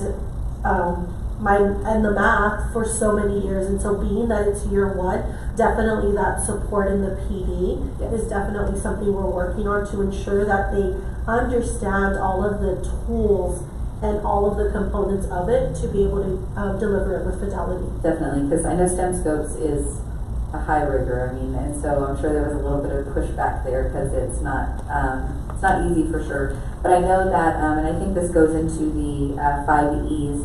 When I would use STEM Scopes, they would have like interactive games.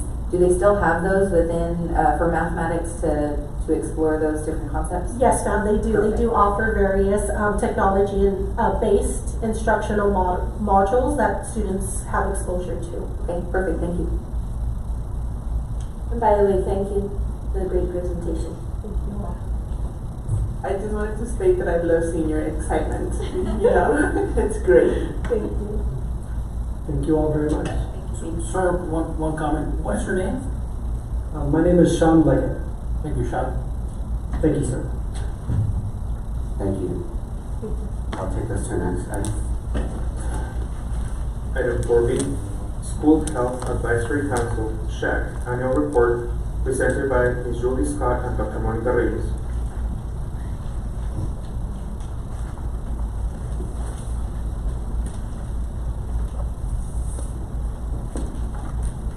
Good evening. We're going to show you the same excitement. I was ready. Good evening, Board of Trustees, and Dr. Ariano. We are here to present our annual SHAC report and just to give you an overall presentation. I just want to start by saying that having a school health advisory council is the law, and so we are absolutely in compliance with that.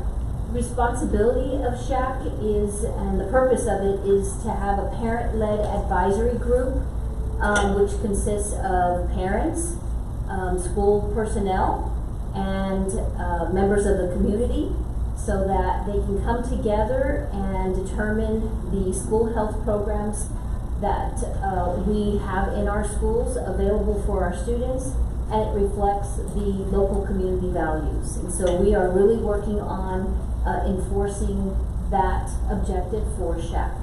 So without further ado, I do want to introduce to you Mrs. Julie Scott. She is a parent here in Canutillo, has been an avid PTO member, a SHAC member, now a SHAC chair, a volunteer.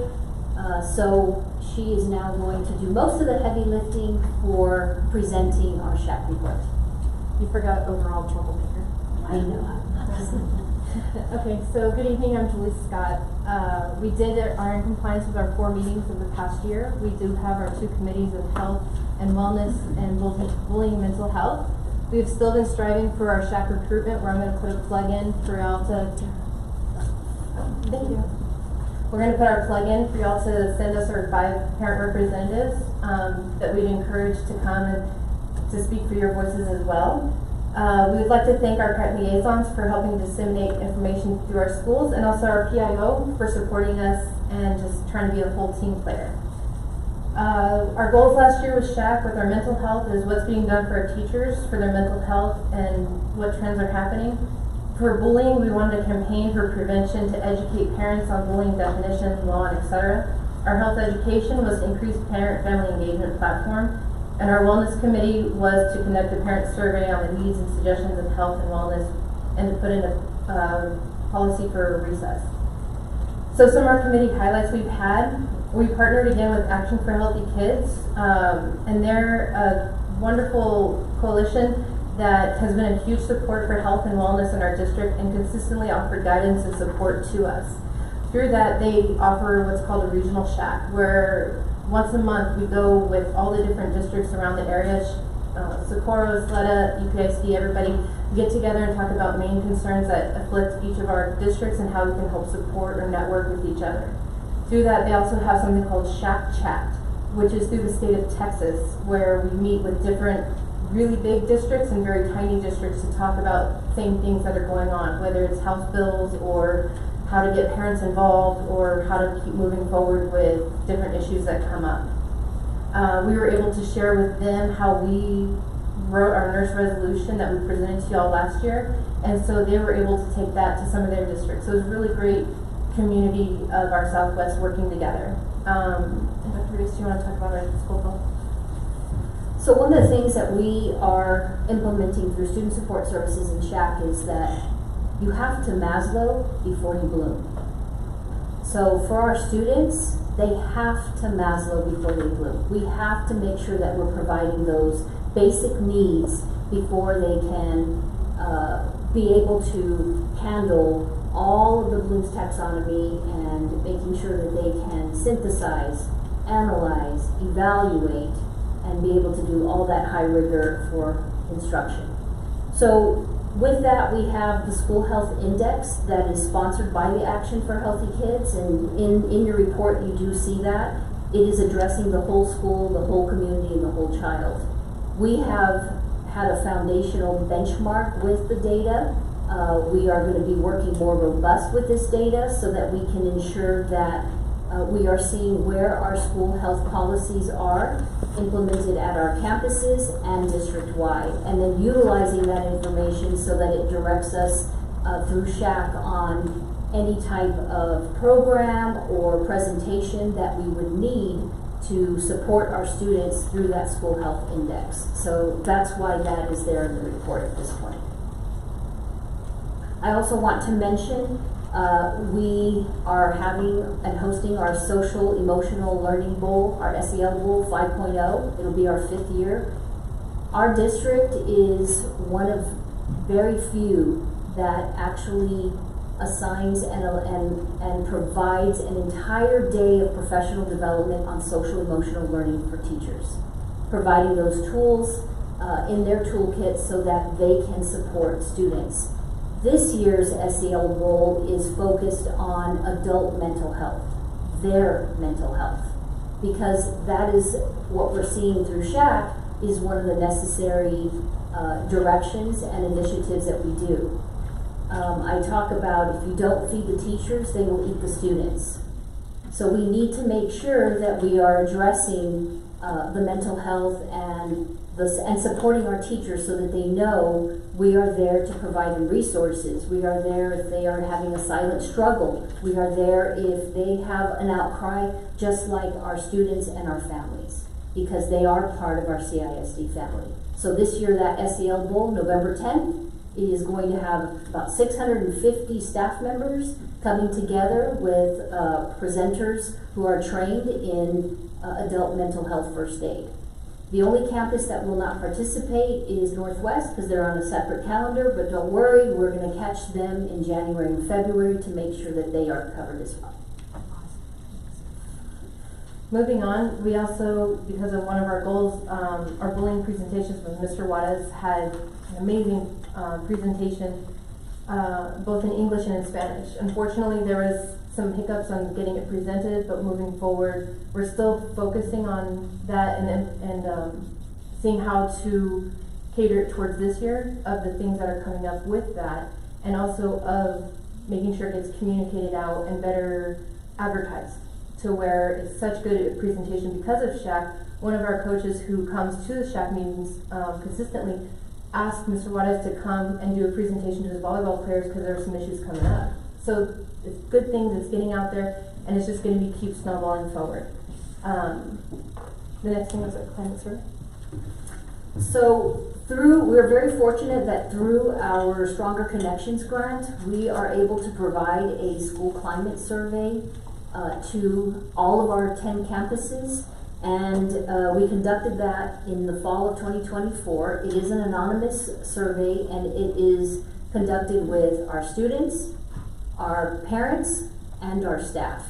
And we were able to take that information at a leadership meeting as well as Stronger Connection grant meetings to be able to utilize that data so that they're able to work with it. And again, going back to the Maslow, making sure that the students are feeling, and the parents and the staff are feeling that sense of belonging, that they have trusted adults, that they have areas that they have for support.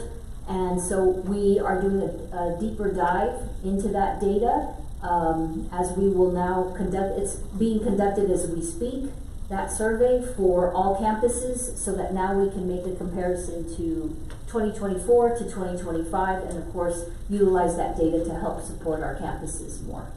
In the SHAC report, you have a visual there where it's a crosswalk of the climate and culture going to the Effective Schools framework, and knowing that school culture and climate is vital, is so important when it comes to making sure that we have effective instruction, because it is one of the top 3 components with the high inequality, which we just talked about in the Lone Star governance. High quality instructional materials and assessments, of course staffing, and the positive school culture and climate. So, I'm going to the next one. Okay. The next topic is human sexuality, and as part of our district's curriculum, students must have the opportunity to receive instruction on human sexuality. Through School Health Advisory Council, our SHAC, we run any program that is not geared in the textbook through SHAC, and then that recommendation comes to you all as a recommendation to either, well, it would only come up if we want you to take action and approve it. In the human sexuality programs, we are no longer using any other programs through grants or additional programs that we have had in the past, unless they have been approved by the board. But at this point, all of our teachers are utilizing the standard textbook, which is the adopted curriculum, the state adopted curriculum, and whatever is in there. Please note, any type of human sexuality due to Senate Bill 12 must be an opt-in for students to be able to participate. So, of course, we are complying with Senate Bill 12 and utilizing the opt-in permission slips for any program that's affiliated with human sexuality, which includes our textbook. Okay. So moving forward, we wanted to put a little side note. This year, our goals, we've already had our first regular meeting, and this year our goals have kind of altered a little bit. For our health and wellness, we want to focus on vape and awareness that goes with prevention, intervention, and even postvention, and attacking the whole child of like mentally, physically, and being the awareness out there, not just for the kids, but also along the way. I'll get back to that in a minute. Mental health, we're still focusing on our faculty and staff, but something that was brought up is, yes, our teachers, and yes, because they're in the trenches, but we also need to look at our administration and even through our central administration, because they're our people too, right? And SHAC is not just about the student, just about the community, but about our teachers and our staff. And so we're looking at our whole district just like we look at the whole child, right? We're also still looking at bullying, education, and awareness, and pushing that out there and to keep a strong hold on that. So with the vape awareness and everything, we're coming to the next part is the action item that we're bringing to you. The nicotine and vape awareness program is supported and recommended by the CISD SHAC for board approval. Nicotine and vape awareness NOVA has an educational program that cater to individuals of all ages regarding the dangers of nicotine and e-cigarettes. This is a research-supported educational program, and it's aimed at delivering in-depth scientific knowledge in an interactive and an adaptable way. So members of the board, we present that to you as an action item. I wrote down different words. So the action requested is that the Conatillo ISD SHAC recommends board approval of the 2024-2025 School Health Advisory Council report and nicotine and vape awareness program. Any questions for us? Oh, you have to. I actually do have, a question and a comment.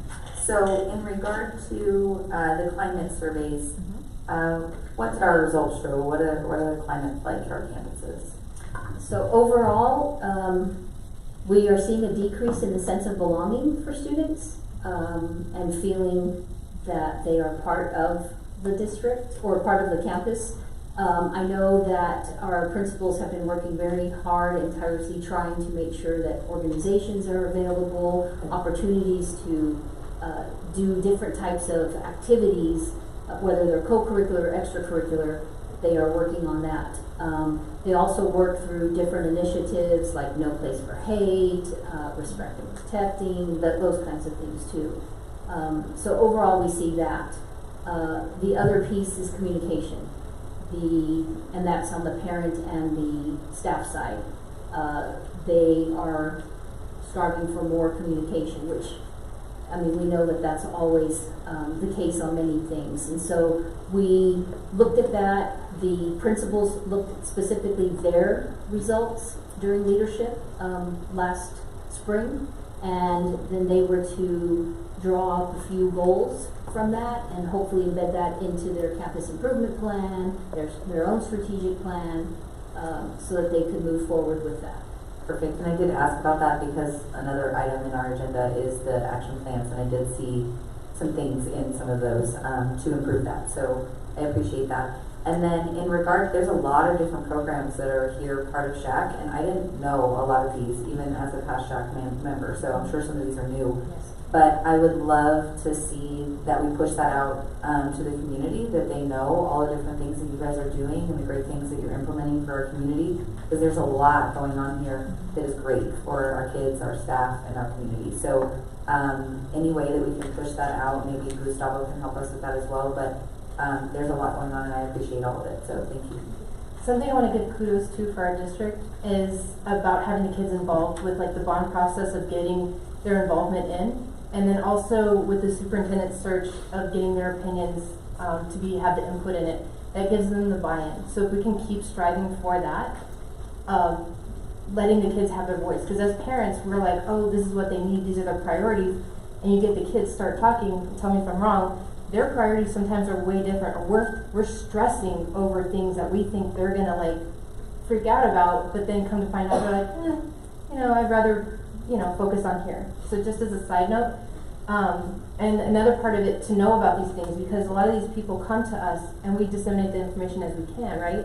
But it's also having you guys as going to your voters and getting them to come to our meetings, getting them to be involved in these things, so that way they can help push it out. Grassroots, if anything, of like, hey, did you know? Hey, you know what? Because we had an amazing thing, a partner come to us called Mighty Riders. They were federally funded, but then they went away. But that helped connections throughout other ways.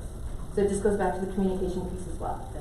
Yeah, I thank you for that, because I think that's been one of my priorities, whether it was, establishing the student advisors and then making sure I worked with Jessica and Gustavo to make sure that they were in the search process, and as well as Sergio. So I think the more we're able to get them engaged, the more they understand and appreciate, and hopefully in the future are able to, But it also teaches them some leadership skills too. So I want to give props to Ms. Patino at the high school, who invites even students to come to CIC.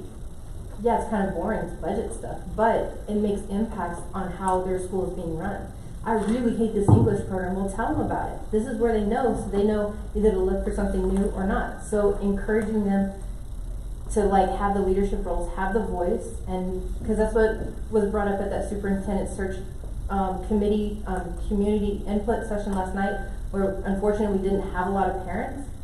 But when he was saying the things that the kids were saying they wanted to hear or they speak about or that gave them aha moments, it's like, you know what, we as a district need to step up and empower our kids in that way. And we are inviting students and to come to our shack to have a voice role. And one of the ways we were trying to do outreach, I personally went to every school to parent liaisons and gave them the information. First of all, it's part of the law, they have to have it posted. And I'm giving it to Mr. Gustavo to put up here at Central, so that way we can set the precedent of, we want them to do it, we need to do it too, right? But to invite them to come and have a talk, because by law, we can't do certain things, right? With House Bill XYZ, whatever it was, we cannot talk to students about things at all. Thank you, Senate Bill 12, I hate that one. We can, or not we, I'm not an educator, but the teachers or the counselors cannot talk to kids about things, but the kids have a voice and they want to hear them. So if we can get them engaged somehow, can help them to make progress forward. I have a quick comment. One of the initiatives that we are also looking at is having student, I just lost the word, student focus groups. Yes.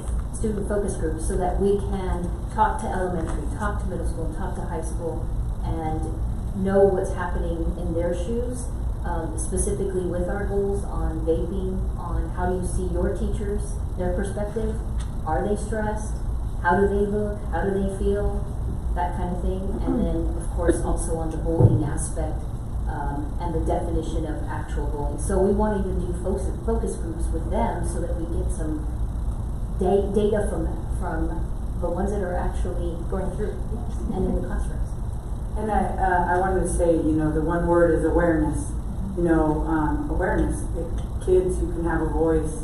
Parents, you have a voice. And then educating on all the various topics. So I'm a big fan also of SHAC, and I love all the things that they do. And I want to say a great big thank you to Mrs. Scott. Thank you for volunteering your time, and not just your time, but your passion, your commitment to the community and the students. Thank you, because I know that you get paid highly. I want to raise double what I'm making now. All right, but thank you from the bottom of our heart. We appreciate all the work you do for us. Thank you. I have a comment as well.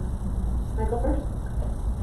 I just want to say that I'm really thankful that you're not just focusing on the physical part of health, and now you're focusing on the mental part of the health, and they are also making that information available to teachers, because I do think it's very important for them to be healthy, well-rounded, so that they can come and do their job. So thank you for that. Thank you for all your work, both of you. It's truly appreciated. Thank you. So first of all, thank you. And thank you for all you do. And I kept hearing mental teachers. Years back, there was mental days that staff could take, 1 or 2 days, I don't recall. So I don't know, Dr. Ariano, maybe this is something that we can look into. I don't know how it will affect finance or what, because they would need a sub. But I would like to see how we could possibly implement either 1 or 2 mental days. And I believe at the time it wasn't taken from their sick day, if I'm not mistaken. Just a side note of an idea is maybe getting more involved in the different, what do they call them? When they have to volunteer to do something like a fall carnival or like committees. Maybe you can have some kind of incentive program of, you know, because teachers are tired, right? And I didn't mean to interrupt you, but letting that be an idea of an incentive of, you know, being more invested and getting excited and having the buy-in to maybe trading off for a mental health day. Because I know, Ms. Puli, you were here already when we were doing that, the mental days. And I don't know, like I said, if they have 1 or 2 days, but it wasn't taken from their personal sick day. So we could explore that, Dr. Ariano? Yes, Okay. that was right after COVID. It was right after COVID. And we just provided Thank you. On the shot. Thanks again, and we appreciate your commitment. Oh, we have to vote. So moved. Action, thank you. So moved. To accept our report and also getting Nova. I second. There's a motion and a second. Adrian, will you pull the board? Ms. Barnes? Yes. Ms. Borrego? Yes. Ms. Maldonado? Yes. Mr. Martinez? Yes. Mrs. Ortega? Yes. Mr. Rodriguez? Yes. Mrs. Zuniga? Yes. All in favor, motion passes. Good team. I'll take this and answer them. Item number 5, public hearing. Item 5A, a public hearing will be held regarding the Canopillo ISD's financial integrity rating systems of Texas. First, the public is invited to attend and provide public comment. Presenter is Christy Poole.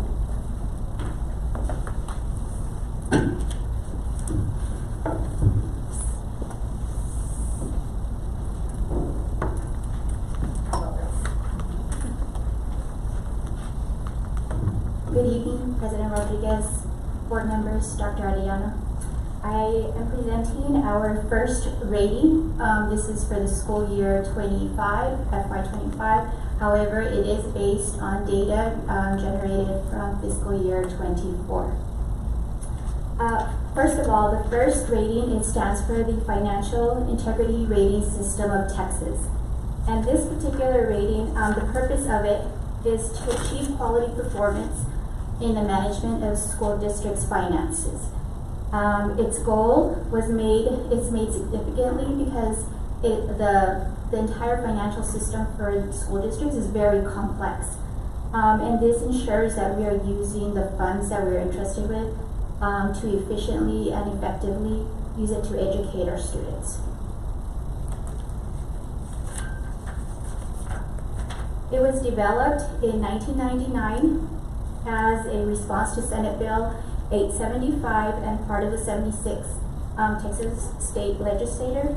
Ratings, as I mentioned before, are issued for the previous school year. So the ratings for fiscal year 25 is based on data for fiscal year 24, and it's based on information, not just financial information, but it's also based on student and staff information as well. There are 21 indicators on the first. There are 4 critical indicators. These 4 indicators, if we fail any of these indicators, we automatically fail our first rating. And we also have 6 indicators that are ceiling indicators. If we don't meet these particular indicators, our ratings limitations are limited. For example, if we miss one of these ceiling indicators, the highest rating that we could receive could be possibly a B or a C, depending on which particular indicator it is. This is based on a point system, and 90 to 100, you receive an A, which is a superior achievement. A B is above standard, which is 80 to 89, and C is that we're meeting the standards, and that's 70 to 79, or else the final one, which is F, is anything that is below a 70, and that's substandard achievement. I'm going to focus on the indicators that, since you do have the presentation, I'm going to focus on the indicators in which we did not meet the maximum points. And so the first one where we did not meet the maximum points is indicator number 7. This is a solvency indicator, and the indicator is what was the number of days of cash on hand and current investments in the general fund for the school district sufficient to cover operating expenditures excluding facilities acquisition and construction. We received 4 points out of 10 points. We have for the school year of FY24, we had 49 days. In order to receive the maximum points, we would need to have 90 days. We only have half of what's required to achieve maximum points on this particular indicator. The next indicator is indicator number 8. This is was the measure of current assets to current liabilities ratio for the school district sufficient to cover short-term debt. In order to receive the maximum points, we would need to have a rate of 3 to 1. We have 2.8 in which we received 8 points for this particular one. Current assets and current liabilities are assets that can be liquidated within 1 year or liabilities that are due within 1 year. The next indicator, which actually is what really dropped our particular position, is indicator number 9. Did the school district's general fund revenues equal or exceed expenditures, including facilities acquisitions and construction? If not, was the school district's number of days on cash on hand greater than or equal to 60 days? We had a deficit, so that the first indicator wasn't met, which means that they would move on to the second question. And we currently have 49 days of cash on hand. So we did not receive any points on this one. This is a pass or fail one. So we lost 10 points on this particular indicator. The next indicator, which we did not receive maximum points, is indicator number 13. Was the school district's administrative cost ratio equal to or less than the threshold ratio? And we received 8 points. In order to receive maximum points, we would have needed to receive a 10% ratio. We have 11.52. These particular ratios are based on our ADA. The range for this particular one is an ADA between 5,000 to 9,000, and our ADA is at 5364. So we're at the lower end of the particular ADA, which also makes it a little bit challenging to meet this particular indicator and receive the maximum points. So with that, we can move forward to the final results of our particular rating. And we did receive a B on this particular first rating, which is above standard achievement. And with that, I will open it up. And I also have the last 10 years of information. For the past 10 years, we have been receiving superior ratings, and this is our first year that we've received an above standard achievement rating. And with that, I will open it up for public comment or questions. Ms. Mamano? Ms. Pulley, can you go back to the criteria 13, the indicator, 13? Yes, ma'am. Can you explain what district's administrative cost ratio, what exactly is that? It's a ratio, and it's based on particular functions of which we code certain expenditures. For example, the top numerator is your function 21 and 41, which is your instructional leadership and your administrative leadership.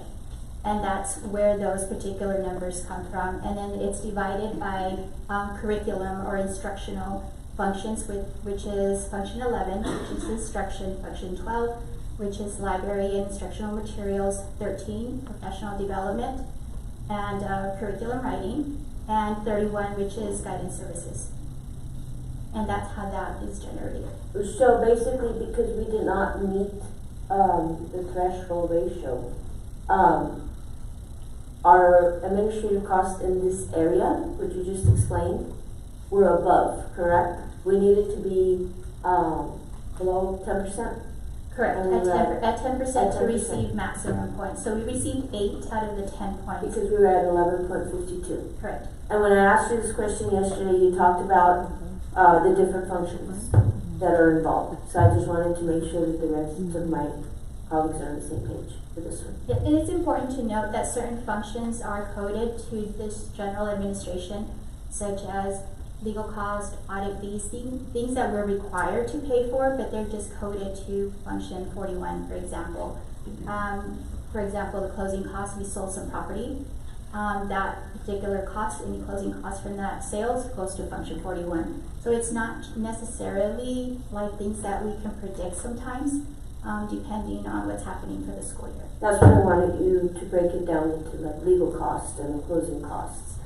Besides the numbers, what falls into those numbers? So it's salaries for general administration, such as finance, human resources, superintendent's office, curriculum and instruction also is function 21. So certain administrative salaries are part of that, and that includes everybody within that particular department, including not just exempt but non-exempt employees as well. Thank you. Any other questions? So, in regards to the difference in slide 6 or I guess number 6, I'm sorry, not slide 6. Number 6 compared to number 9. So on number 9, that's the one where we're saying we didn't have enough days in our general fund to earn those points. I think I may have answered my own question, but I want to make sure. That question number 9 had 2 parts. So since we answered no to the first question, we moved on to the second. Is question 6 the same? So no, it's a little bit different. Okay. So question 6 kind of gives a history of our fund balance in particular. So we did meet those criteria in order to, so it basically shows the change in fund balance over the past 3 years. And we did not exceed 25%. So we didn't lose 25% of our fund balance averaging those particular 3 years. So we met the first portion of that one, so we passed that particular. So even though the second portion we didn't pass, correct. The first portion we did. Okay, so that's yes, when we were going over that. I thought, no, I bet that's it right there. Okay, perfect. Thank you. You're welcome. Any other questions? I'm sorry, I just have another one regarding the fund balance. So we didn't make it because we were at 49.9133 days. That's cash. So that's our actual cash and investments that we have in the general fund. On number 9? Oh, cash. Correct. Okay, and so number 6 was having to do with the days, correct? With fund balance, the change in fund balance from, okay, and the average of the 3 years. So I guess my question basically was, where do we stand right now as far as days? So we, for this particular fiscal year, we had 74 days in fund balance. We are anticipating to have 52 days in fund balance. For the closing of FY25. This is fund balance. So cash-wise, we're probably at about 40 days or so. So we'll probably lose points on this particular indicator in the upcoming. So you said again for fund balance, we're at 52 days? 52 days. As of now? As of the last that I checked. We haven't closed fiscal year 25, but we're in the process, so it's a close estimate. When does it close? We're closing out our audit. Our audit was due November 27th, however, it has been extended to February 27th. So we hope to bring it to the board by December. We want to be able to close it up and wrap it up before the end of the calendar year. Okay, thank you. Yes, sir. It was November 27th, but there is a new OMB supplement that hasn't been finalized, and TA also changed their system, so they're not ready. So they extended all audits to February 27th. To February 27th.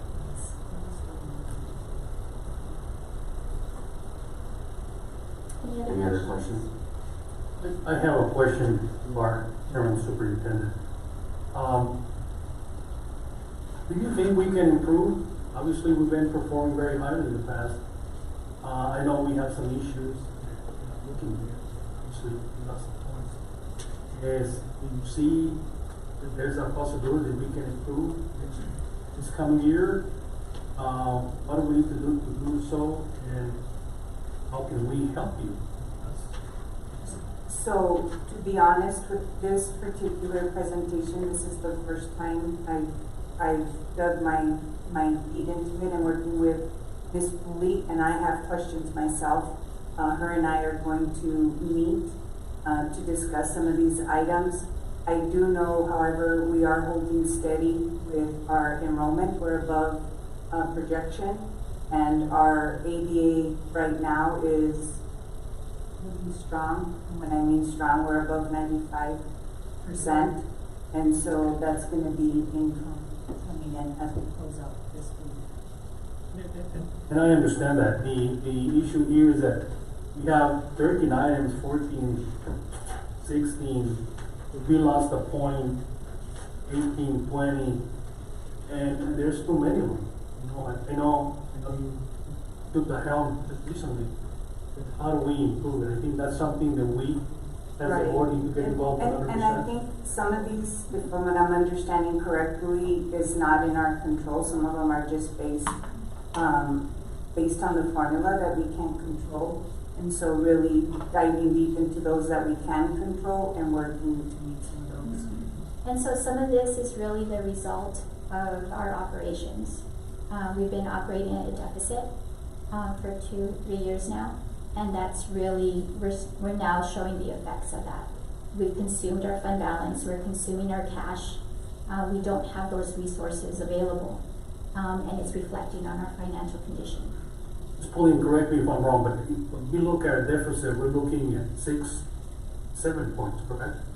I mean, are we looking at more? Maybe the numbers that I added here only showed me 7. We Is that lost correct? 10 points. 10 points, so. And so that's a whole letter grade. That's a whole letter grade. That's really what gave us the B, and it's an 80. So 1 point from a C. So we really have to be very cognizant. The only thing is that there's not much that we can do for next year's rating because fiscal year 25 is over and done with.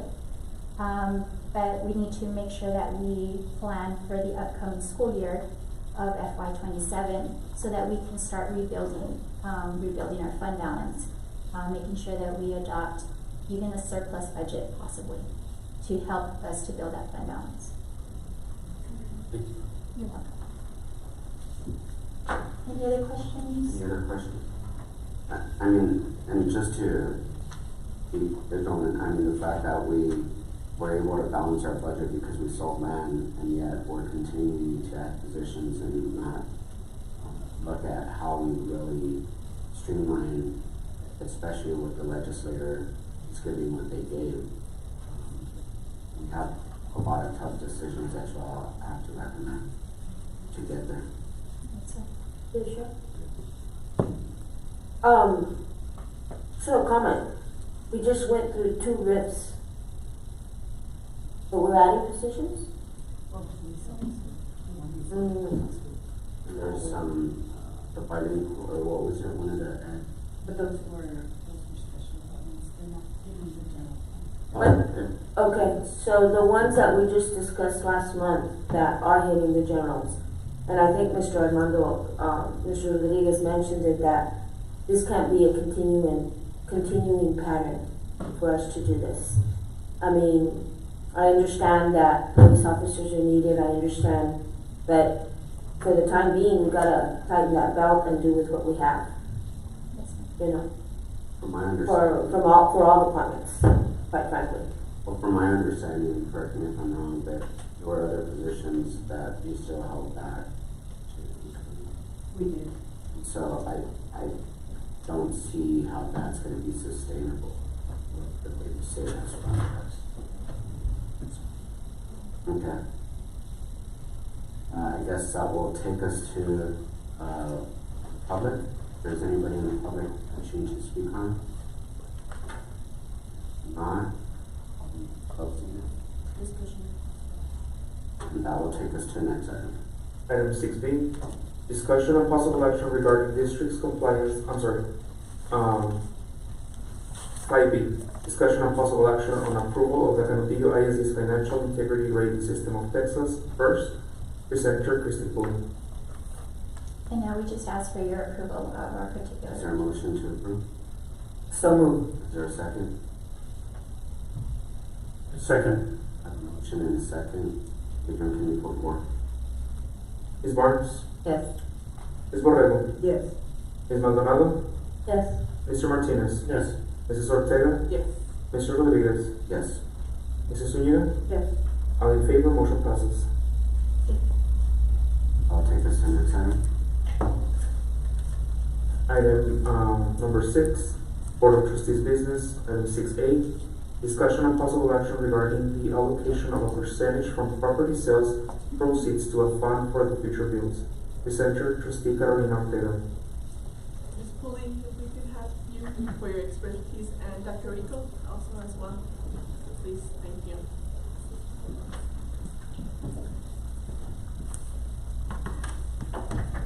So I brought this issue to discuss before the board because I had heard Mr. Martinez in the past. He kind of brought it up briefly, but we were not able to discuss it because it was not on the agenda.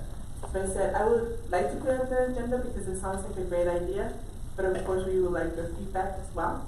So pretty much, from what I understand is the idea is, hey, we sell a property. You know, that we don't, sometimes we don't even know we're selling properties, and then all of a sudden it's like, okay, we're going to sell this property.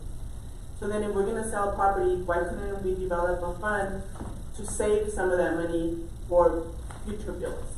so that we don't have to go to the taxpayer and request funds? So that's an excellent suggestion and an idea. However, considering our current condition of our financial status, we just simply wouldn't be able to. I wouldn't recommend that we set aside funds, because that would commit those funds. If the board does decide to say we're going to commit 10% of every sale, that particular fund or that part of fund balance will not be touchable, and it doesn't play into these calculations. So it would actually be to the detriment of the district. And considering the fact that we are currently using resources from fund balance to be able to pay bills, to balance budgets, to put that money aside in our current state, we're not in a position to set aside savings when we're just trying to stay afloat. It's a great idea to capitalize on those sales and to help fund future purchases, but at the current time it just wouldn't be. We're trying to stay afloat. To set aside money for savings wouldn't help our particular condition. Yes, well, good evening, members of the board. So it's not a no, we will never do, right? I think ideally what we want to do, and it's an idea that we've discussed with you guys in the past as well. Is that better? As long as I don't have anything with tapping. But even when it comes to our maintenance, right? So a lot of the deferred maintenance, we would like to cover that instead of going back to the taxpayers and asking, hey, we need help because of deferred maintenance. I think it has a negative stigma. Like, it kind of makes it seem like our teams here in the district just didn't care to maintain the facility. Well, it's not that. It's just with aging facilities and with different needs, we just can't keep up. So I think because right now we're covering the bleeding for a couple of years of different issues, right? Whether it's the ESSER curve, whether it's the legislature, whatever it is. Right now we're covering that wound, but it isn't our goal, and I know Ms. Pulley and I work very closely to figure out how we can economize on certain things when it comes to the maintenance of our facilities and still do a great job with the foresight that in the near future we want to take care of our own deferred maintenance, and really when we go to the taxpayers, it's for major needs of growing, right? I think our forecast, when we look at demographics, we're expecting growth. And as we hold together for that growth and for whatever comes from federal or state budgets, that is our goal, and we will get there. I will. I think in regards to this item, it goes back to, even though I have talked about land banking and we've had these conversations, especially as we know that the price of land is going to increase and the amount of land that we can purchase in the future, this is inappropriate for a board member. I think this is the how. We shouldn't be telling the administration how to do the job. I think what we should be looking at is maybe setting this as a goal for land banking, but in regards to, you talk about the fund balance, you talk about some of the other issues that we have to, when it comes to some of the other budget priorities. I think there's a better approach to this, but I disagree with creating either, I don't know what you're trying to do. Through the chair? Through the chair. So first of all, I don't feel that this, because it's clearly stated as discussion and possible action regarding the allocation of a percentage from property sales. I don't feel that Mr. Ortega or the board is actually telling you all how to do it. We're asking for your advice, right? So I don't see, I resent what you just said about this is not our job in so many words. But, need be, the way I look at this is, I totally agree with you. I'm in the negative. My checking account is in the negative. I can't start saving until I take care of that negative. So, and again, it's not telling you how. We're concerned. A possible future thing, right? And so, right now, just like last year, the sale of the land went towards our deficit. which helped us balance the budget. I foresee that if we have sales this year, we are in a deficit, and that's probably what we'll have to do. And like Dr. Rico said, we're taking care of the wounds that have been caused for whatever reasons in the past, legislation, decisions made, whatever reason, we're covering those wounds now. And so I see that, I agree totally that right now is not the time. Hopefully in the future, yes, we can. My main concern is to build that, balance the budget, and have the adequate number of days so that we can get that finance rate back to an A. All right? To be very vigilant and frugal on the expenses that we make, type thing. That's our responsibility. It's not telling you how. Again, we're asking for advice. Thank you, I appreciate for both of your input on this. And Mr. Taylor, thank you for bringing it up. Mr. Martinez, you have mentioned it in the past as well. And so, I agree with Ms. Cooley and Dr. Rico right now. Thank you. Ms. Ortega and Ms. Maldonado, well said. I think more than anything, we have an open wound right now. We're bleeding. And for whatever reason, in the past, we pounded our chests and said we balanced the budget. But the reality of things, we balance the budget by selling land and using it to cover that wound. And that's our reality. We all know that. Yes, I agree, we're bleeding. We're going to continue bleeding for a little longer. I don't know how long, to be honest with you. I wish, we have smart people. You guys are professionals and you always tell us the truth and bring all the documentation for us to make smart decisions. And sometimes, we're confused here. The reality of the thing is, yes, I agree, we're bleeding. So let's try to make it last a little longer, and hopefully we can create a patch and the bleeding stop, and hopefully, we have a very healthy budget down the line, and with the land that we sell, we're able to use that money to buy land. Land is very expensive, we know that. And it's going to be presented tonight, the possibility of developing some of the land that is very expensive. And if we can avoid, let me repeat that again. If we can buy land for future facilities, it will be fantastic. I mean, we will save the taxpayers a lot of money. But yes, we recommend what you've done. We're not questioning how you're presenting to us. We're questioning and how can we help? What can we do to make it better? What do we do to stop the bleeding? It's important. Thank you. Can I make one last comment? So, we have been blessed as a district to have properties that have bailed us out of hard predicaments in the past. There's going to come a time where there are no more properties to sell, the taxpayer is tapped out, and someone is going to be left holding the bag, and it might be empty. So we need to be very careful with the resources that we do have.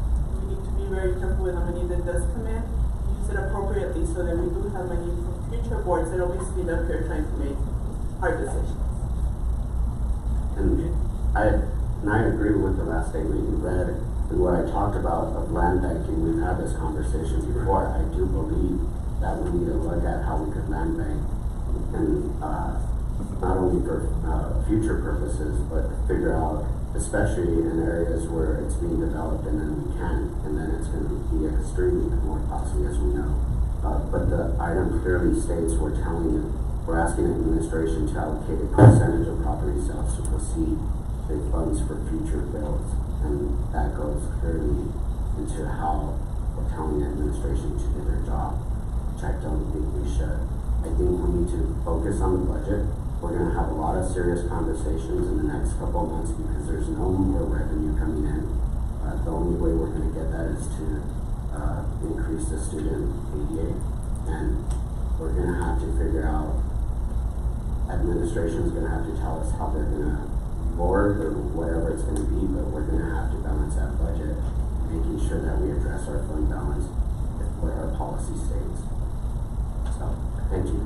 One last comment. Thank you for the opportunity to discuss this and to be able to listen to your expert advice. Thank you. I'll take this to the next item.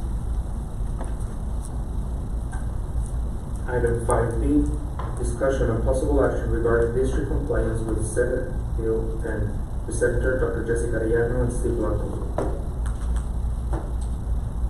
So, Board of Trustees, last month we did receive a donation of the posters for Senate Bill 10. We did receive one for each classroom. You accepted that donation, and so Mr. Blanco recommended we have this item on the agenda for the next step. So thank you, Dr. Arellano, members of the board, Steve Blanco, legal counsel. First, the agenda item was at the last meeting, that question came up. The district did have a proper donation of posters that would satisfy the requirements of the statute for the district to accept those posters and post them. Then the question became, is the administration going to act and post posters, or does the board want to have a discussion about whether or not, have a discussion about whether or not you're going to post the posters. It is a legal requirement under Senate Bill 10. There is currently litigation that does not involve CanUTO, and there is a directive from the Attorney General. If the board wants my opinion on it, or has questions regarding the legal issues surrounding it, we can move into closed session. Otherwise, you guys can discuss it amongst yourselves and make a determination on how you want to go forward. Through the chair. You know, I made a comment last time that yes, that's the law, it's the law. And then I went back home and I prayed on this. And you know, it made me realize that when I go to church, I don't see the 10 Commandments. It's what you have within you, those values that your parents put, what you believe. And that's what really is a real Christian. And I believe that the kids need to learn a little bit. Maybe down the line we create a religious class where they can learn about all different types of religion, our history. It is history. And I'll tell you what, that class is going to grow. If we give that opportunity to all those kids, they will attend that class, for sure. The reality of things, we're dealing with different religions here. Okay? So many of them. From the oldest to the most recent one. And there's a lot of them. They all have different beliefs, of course, based within the Christianity belief. Okay? And some of them, you know, are very different. I don't want to mention any names. But the reality of things is, that is my opinion. So I would like to recommend that we return that money back to the donor and tell them thank you. Thank you very much. So that's my opinion. Thank you. Go ahead with this question. I'm in agreement with you. I mean, I do that for a living now. I'm of Ascension. I love my religion, but I'm a huge believer in separation of church and state. And it's hard for me and my kids and my family. I have the 10 Commandments at my house, but that's the decision I make in my home. We have separation of church and state for a reason. It's been part of our Constitution forever. I think that's so important, because then you start getting people's different beliefs, and there are a lot of religions, there are a lot of beliefs, and well, I want to say that's the right one because it's mine. That doesn't necessarily mean it's somebody else's, and everybody has that same right. So I agree that we should return them until all this is settled, and that's my humble opinion. There's separation of church and state, and that's very important. Mr. Chair. So I'm going to respectfully disagree with you. Simply, I think it's important that we follow whatever the law is. In the information that was presented to us by administration, it does state that if we hang up the posters and there's any type of litigation, that the Attorney General would take care of that. Is that correct, Steve? That is correct. The Attorney General is required to defend I think we're getting into some No, just the. Well, I do have some. Oh, if you have legal issues, we can take a closed session, but you are correct. Okay. There's a provision in the statute that says the Attorney General has to take the defense of any school district that is sued out of claims for compliance with the statute. So it would be my opinion, and if we need to go into executive to discuss, that's fine, but it would be my opinion that we follow the law that's in front of us, and if something changes, then we can abide by that law change as it comes. Mr. Blanco, then on that case, can I ask if, do we wait till the litigation is settled To do what? to actually post? It's up to you all. So, You are not parties to that litigation, it does not affect you. now what I'm requesting is, can we make a motion to say we'll wait till the litigation passes and then we'll take it upon then? But right now, there's litigation currently happening and we should see what the court says. That would be okay. To the chair. I would like the kids also, because they're the ones in the classroom.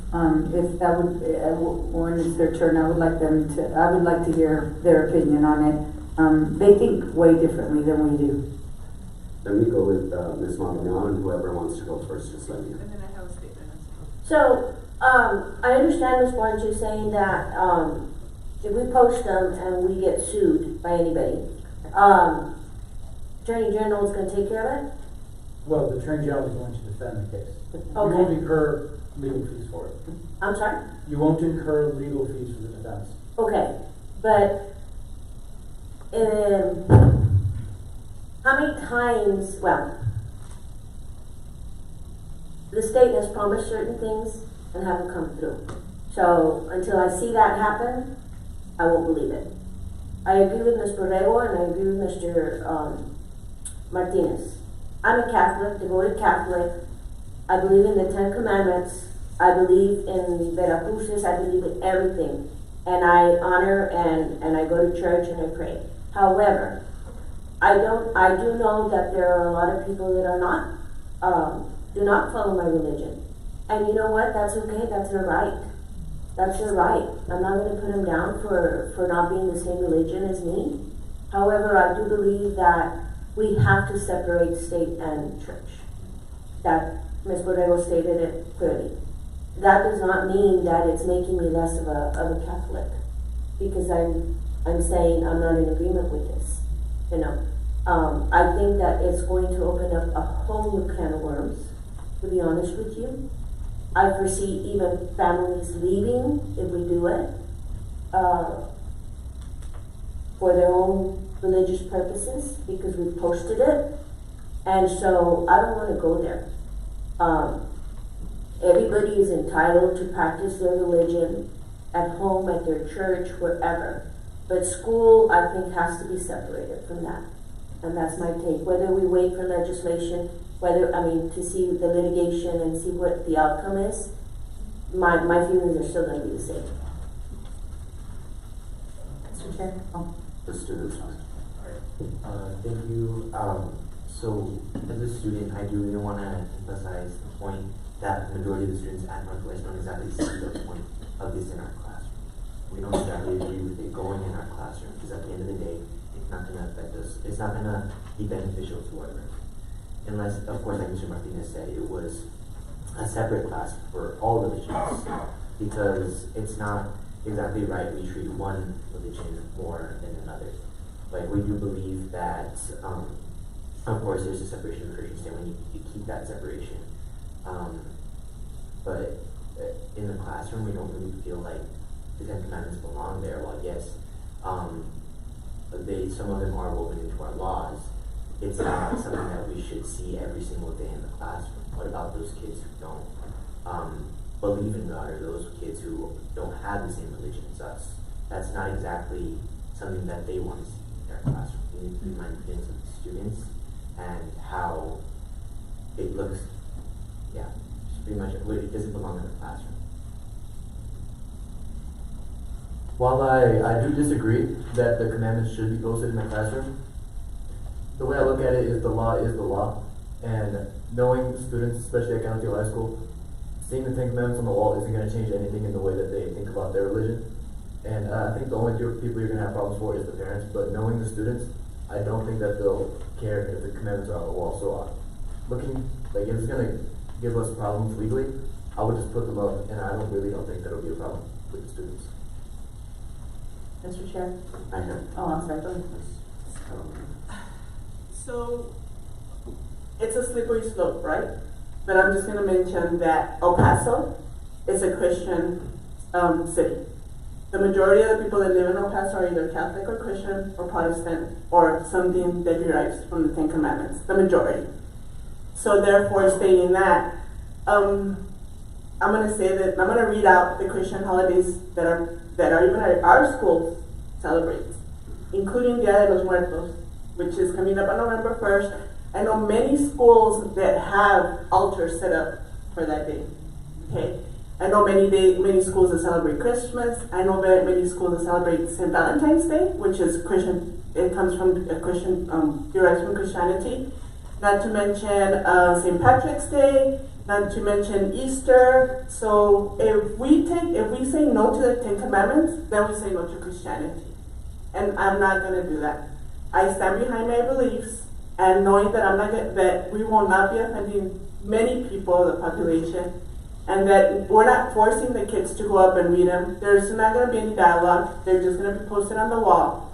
For that reason, I will be voting for them to be posted. I have one comment. I have Ms.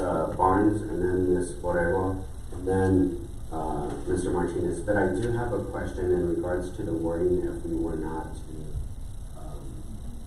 accept, or what would be the wording for motion to not accept the donation. Donations are already accepted.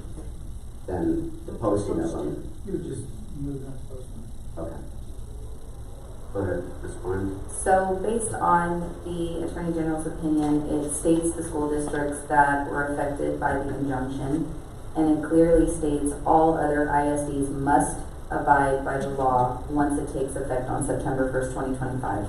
And in the law it states if the posters in the provisions that are given in the Senate bill are donated, that we have to accept them. I feel like if we do not accept them and we return them back, we are putting ourselves up for litigation that we then would have to pay for if we are sued because we did not follow the law that's in front of us. So I think that's another aspect we need to consider. Just for clarification, on the holidays, I agree with you on what you said about the holidays. The difference is that a child can opt out of any of the celebrating, being a part of it. They don't have to be. With the Ten Commandments in the classroom, I can opt out of not going to my algebra class because the Ten Commandments are on there. So it is a little bit different because as a parent, I could say my kid's not going to do Dia de los Muertos, and we are required to find another place for them and another activity for them. So it is a little bit different on that. And then that was Mr. Martinez. And Ms. Mr. Ortega, I disagree that by neglecting one religion, one student that has a belief that is different than Christianity, we should not deny them the right to worship whatever they believe. And no, but I think that's what we're doing, is basically we're saying, here's the poster. The Attorney General said that we need to post it. If the Attorney General was so concerned with education, they need to give us more money, period. I think they need to focus on education, not telling us what we need to place in the classroom.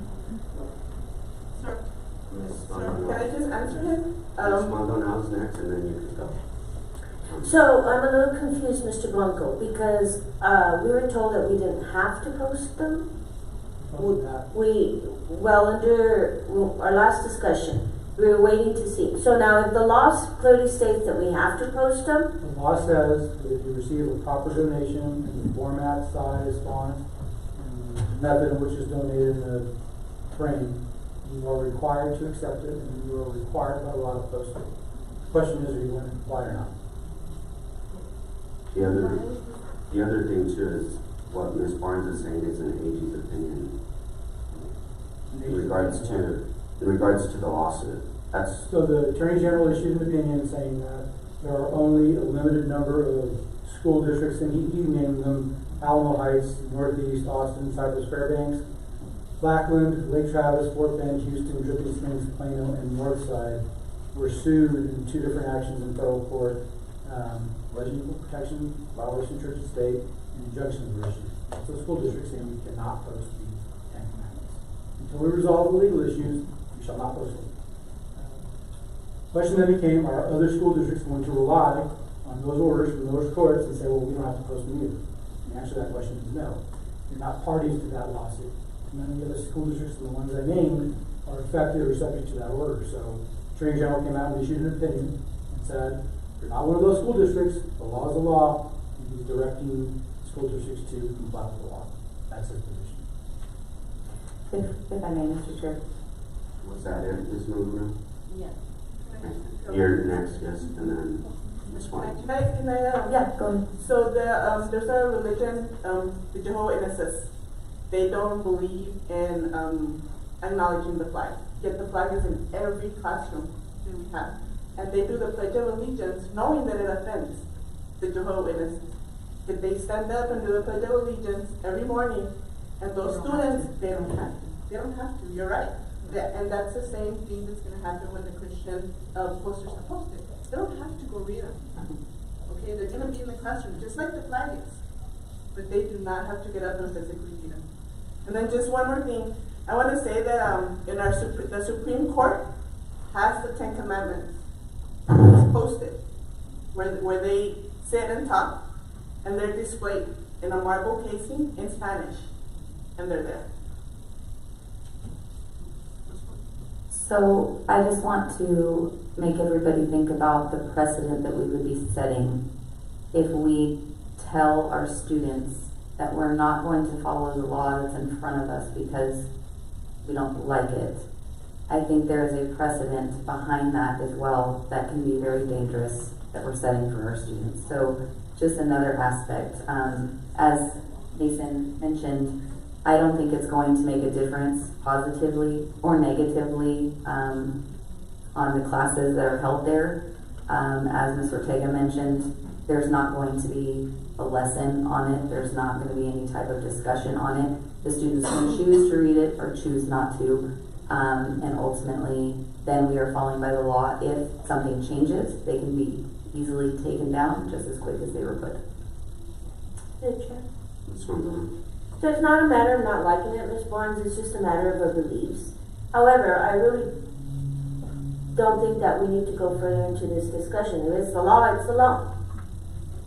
Whether I agree with it or not, you know, I don't agree with a lot of things, but if it's the law, I'm going to abide by it. So. There's other districts that have been, and that's why I would recommend that we wait till the legal proceedings happen and see what that comes about. And we would accept the donation, and that would be my donation recommendation. has been accepted. It's already accepted. I just think there's a higher law. It's called separation of church and state, and so that's my principle. I am also a practicing Catholic, devout. I believe in the 10 Commandments. I answer to God, and I have also prayed about this, Mr. Martinez, and it's on a matter of principle. There is something, and I was an educator for 31 years. There is separation of church and state, and it's important. It does make a difference in that classroom. It does. Where is it stated, separation of church and state? It's a big comment that has been floated around, but it's nowhere in the Constitution. It's something that people just say. The letter that was written, and I forget who the author was, but where it first came up, he meant that he didn't want the state to go into the church, not the opposite. That's how it was going to be written, if you do the research.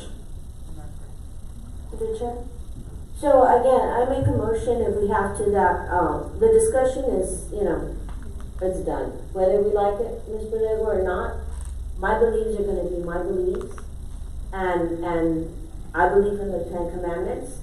I pray the rosary and all of that. But however, again, if it's the law, we really have no choice.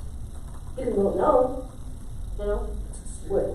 However, but I also now agree with Mr. Rodriguez, and maybe let's just wait to see what the outcome of this litigation is before we actually decide. That's what I would like to do. So can I make a motion? I make a motion that we wait on this,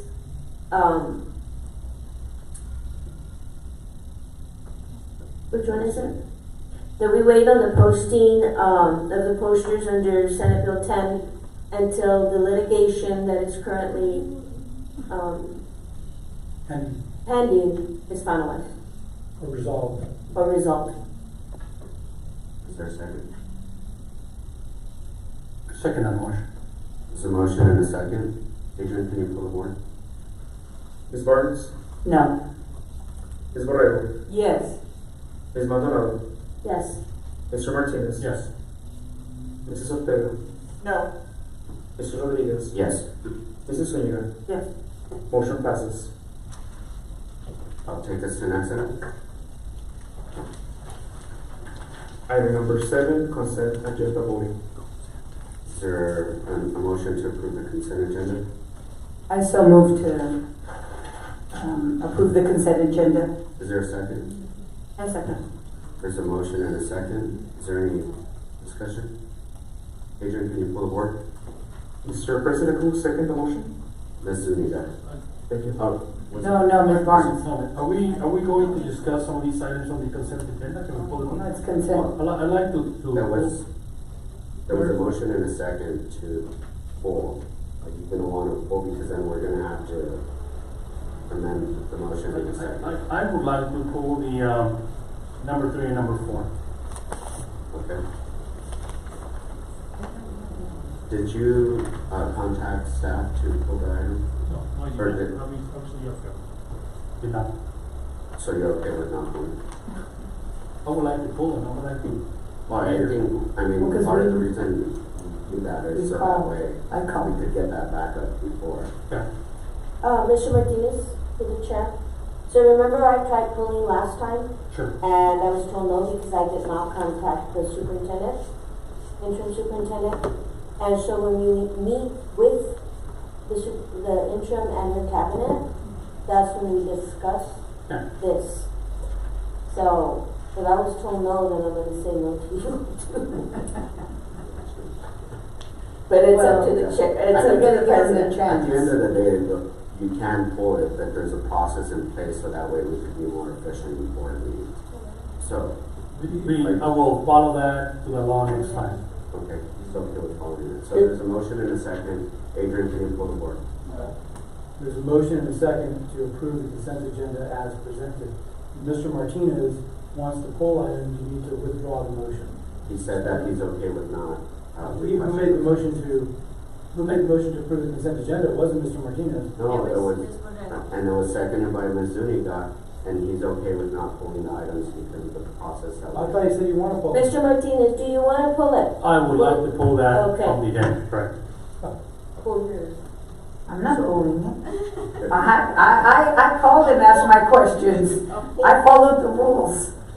So, will you amend it? If you don't amend it, we're gonna have Okay, to vote how on do it. I amend it? You don't have to amend it, we could vote on it and then go to, No, if he wants to pull it, nada más no hables mucho, okay? Try not to. Okay. I'll amend it, whatever, So because you're- he's gotta get his, he needs to ask questions. It's better for all those sitting in the audience, that are gonna help us. If Ms. Borrego would amend her motion. I amend to it. approve the consent agenda with the exception of the 2 items that Mr. Martinez wants to pull. Can you do that? Yes. Okay, do you have a Now, second for that? are you okay with the, We're gonna pull 3 and 4. I move that we approve the consent agenda with the exception of items 3 and 4, that Mr. Martinez would like to pull, and he promises he'll do his homework in the future. I did, I just failed I'm to kidding, call I'm the kidding. superintendent. I'm kidding. Ms. Zuniga? Adrian, will you pull the board?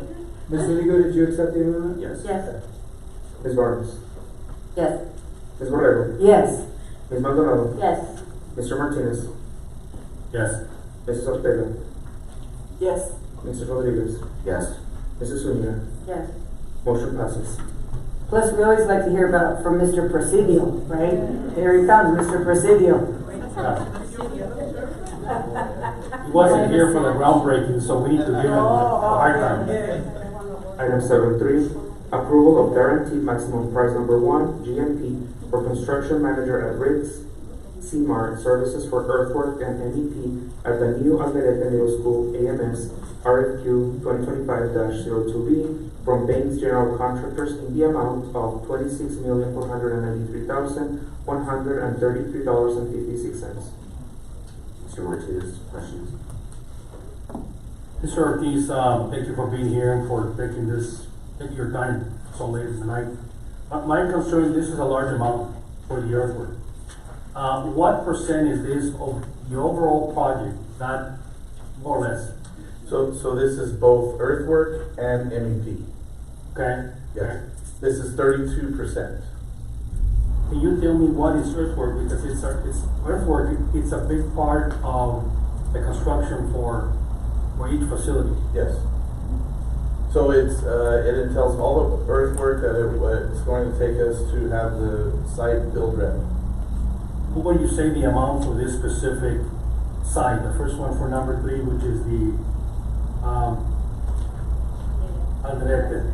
It's about 25% of the construction cost. Do you think 25% is a good number? Yes, that's what we've seen in our past experience, and even Deanna Davenport was at 26% of it. My concern is that we are separating the earthwork from the building itself. And I've never seen it, unless we're in a hurry, it's a design build and we're in a fast track mode. Yeah, so we're going to expect our general contractor to build the school in 18 months. And so because we hasten the civil design on it, he's at a point now where he's comfortable giving us a guaranteed maximum price so that he can get started on that earthwork. Both sites have different challenges because of their proximity to the water table as well as stormwater runoff. And so, in fact, Mr. Benahi is here if you have specific questions for him, but he's at a point where he's comfortable to give us a guaranteed maximum price for the civil work so that he can get started on that, as well as ordering all the mechanical, electrical, plumbing supplies. And you mentioned very specific, civil, mechanical, electrical, and supplies. Yeah. Mr. Benahi, you feel comfortable with the GMP, given the fact that we're just approving a small portion, well, not a small portion, 30% of the entire project, more or less? Good evening, board. To answer your question, yes, and we do appreciate administration and Presidio helping us. Obviously, these two big projects was originally planned to have a 22-month schedule.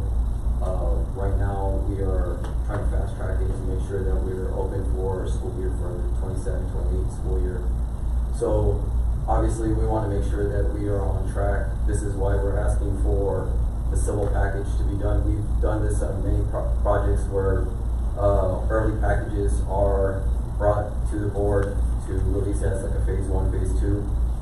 We are asking for the MEP also to be brought to the board for approval because there is some contingencies where some items can be realized, some savings for this project, approximately over $500,000 by bringing it early, 1 month earlier.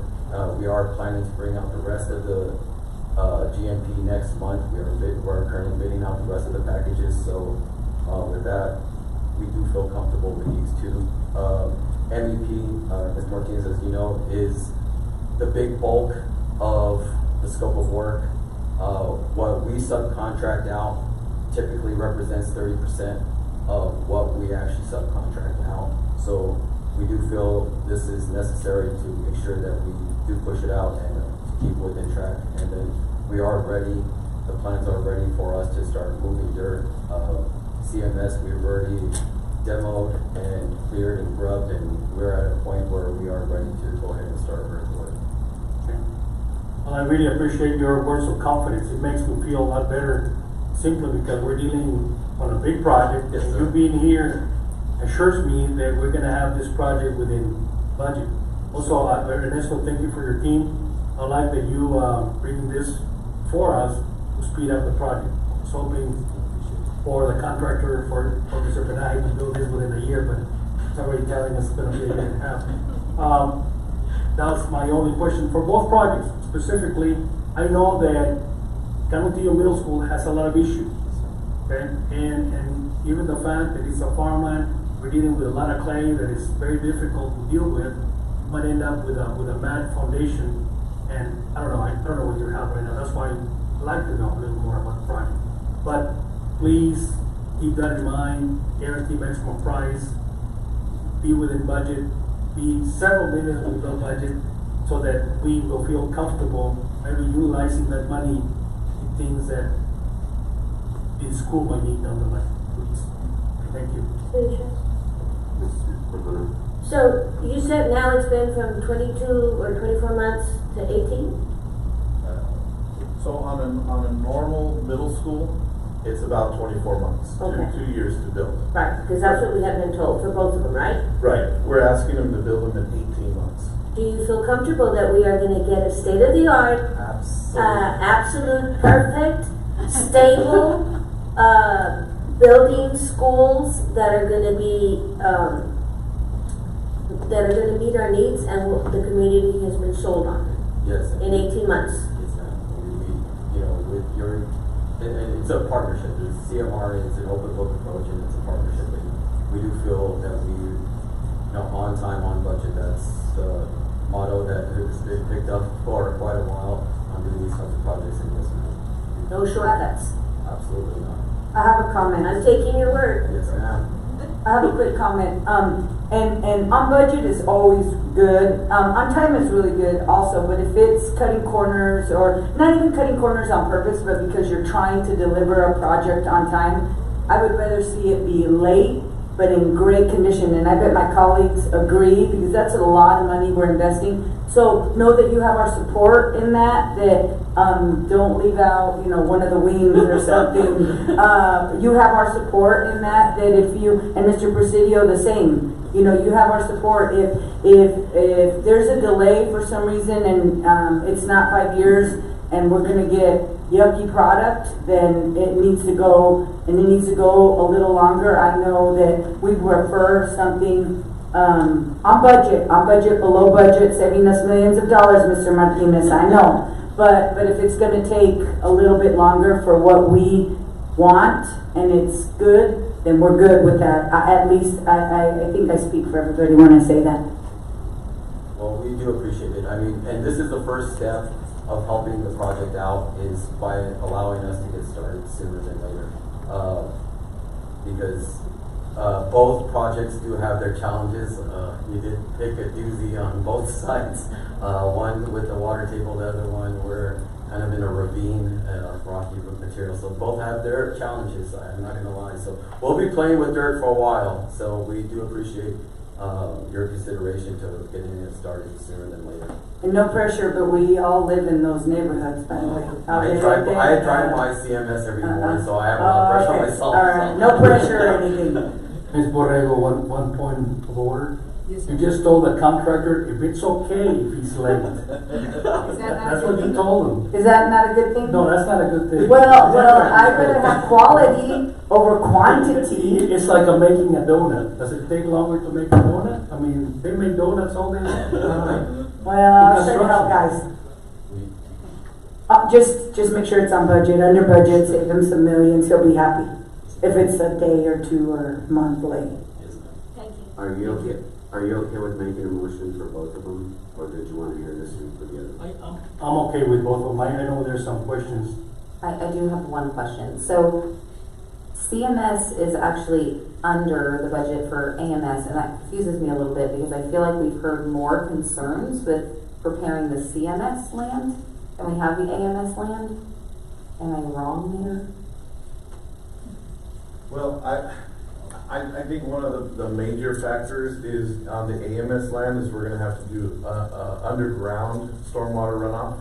And that was one of the factors that caused it to be a little bit more expensive, but John knows a lot more about it than I do. Yeah, the site's actually a lot is smaller, so we actually have underground storage tanks that are going to be held in there. So there's a lot more earthwork that maybe not be seen, because to develop that land is also quite a bit. We're actually going up at CMS, we're building it up to not try to get to the lower the water tables over there at AMS.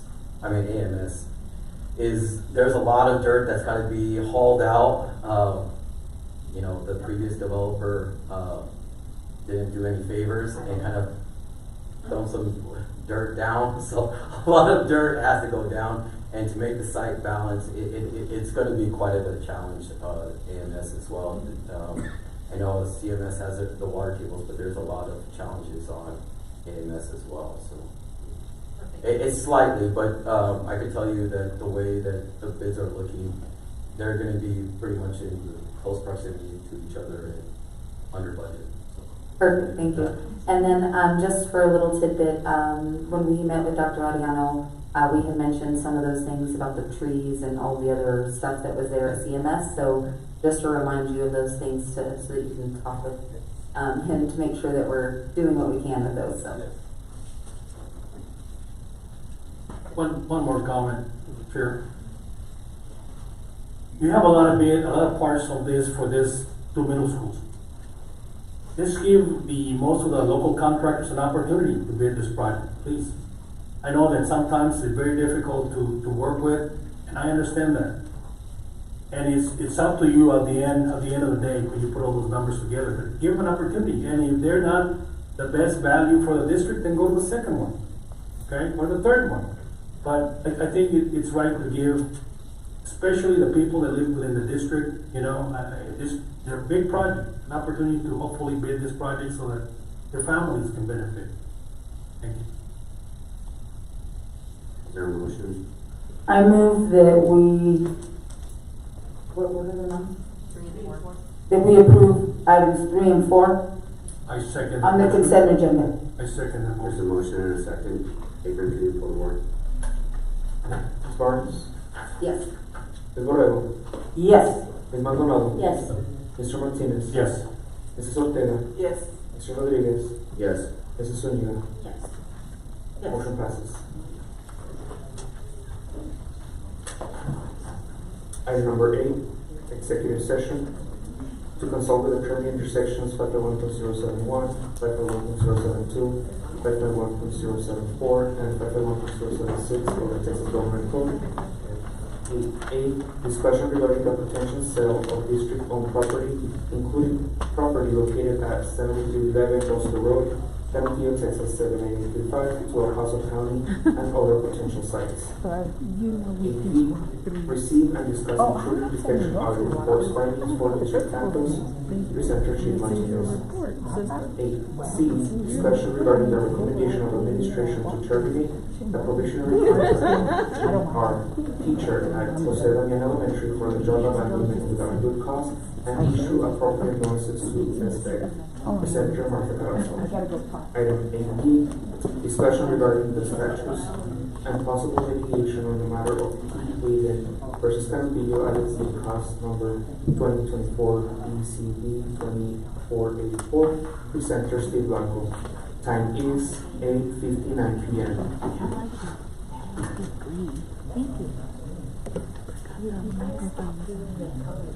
And thanks to you instead of me. Oh, yeah, right. Sure, believe me. Adrian, can you bring us back from executive session?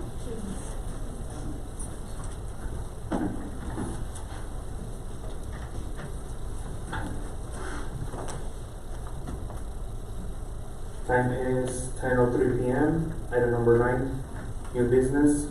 Item 9A, discussion and possible action regarding the potential sale of district-owned property, including property located at 7311 Bosque Road, Canapillo, Texas 79835, to El Paso County and other potential sites. Presenter Dr. Oscar Rico. Thank you, President Rodriguez. Dr. Ariano. Sorry, members of the board, I'm not Dr. Rico. Steve Blanco, legal counsel. We did, though, with Dr. Rico's assistance, go over this item, which includes a request from the County of El Paso to have an interest in this particular site. However, the administration is of the opinion that we need additional information from the county, and so we're asking the board to authorize the administration to go back to the county to continue discussions and request a proposal and a price, which includes a plan for the county for the use of the property. So, no motion needed or anything else? Yeah, I'd like a motion just on the parameters I just stated. So the motion would be to authorize the administration to continue discussions and negotiations with the county to include requesting a proposal and price and a plan for the property. So moved. There's a motion, is there a second? I second. Is there a motion and a second? Adrian, can you pull the board? Ms. Barnes? Yes. Ms. Borrego? Yes. Ms. Maldonado? Yes. Mr. Martinez? Yes. Mrs. Ortega? Yes. Mr. Rodriguez? Yes. Mrs. Zuniga? Yes. All in favor, motion passes. The next item, 9B, the intruder protection. You received that report from Chief Martinez. There's no action report on this item. I will take this to next item. Item 9C, discussion and possible action regarding the recommendation of administration to terminate the probationary contract of G.R. teacher at Jose Damian Elementary for job abandonment without a good cause and issue appropriate notice to STEC. So based on our discussion in closed session on this proposal and the recommendation of the administration, I understand there may be competing ideas or interest in how to handle this. You have two options. One is to make a motion to accept the recommendation of the administration and terminate the probationary contract of GR for a good cause, which is job abandonment, and issue appropriate notice to SBEC. That's one. The second, another way to resolve the issue, is to direct the administration to accept the resignation that was tendered by GR and not making a report to SBEC. Is there a motion for administration's recommendation? I make a motion to, for administration to accept the resignation of the probationary contract of GR, teacher at Jose Damian Elementary, and not to make a report to ESTA. Is there a second? I second. Adrian, can you pull the board? Ms. Barnes? Yes. Ms. Borrego? Yes. Ms. Maldonado? Yes. Mr. Martinez? Yes. Mrs. Ortega? Yes. Mr. Rodriguez? No. Mrs. Zuniga? No. Motion passes. Next item. Item 9D, discussion and possible action regarding mediation in the matter of T. Avon versus Canopillo ISD, cause number 2024 DCB 2484, presenter Steve Blanco. Thank you. I gave you an update on the status of the lawsuit filed by T. Avon against the district. There's been a recent request by Ms. Avon's counsel and the district's insurance carrier to conduct a mediation, which is non-binding in this matter. It's our recommendation that you authorize me and the administration to conduct that mediation and report to the board the results of the mediation. And if there is any agreement to be reached, it will have to be approved by the board at a later meeting. This is only to allow us to go forward and conduct and handle mediation. I so move. Second. There's a motion and a second. Adrian, can you pull the board? Ms. Barnes? Yes. Ms. Borrego? Yes. Ms. Maldonado? Yes. Mr. Martinez? Yes. Mrs. Ortega? Yes. Mr. Rodriguez? Yes. Mrs. Zuniga? Yes. Motion passes. Item number 10, meeting adjournment. Time is 10:08 p.m.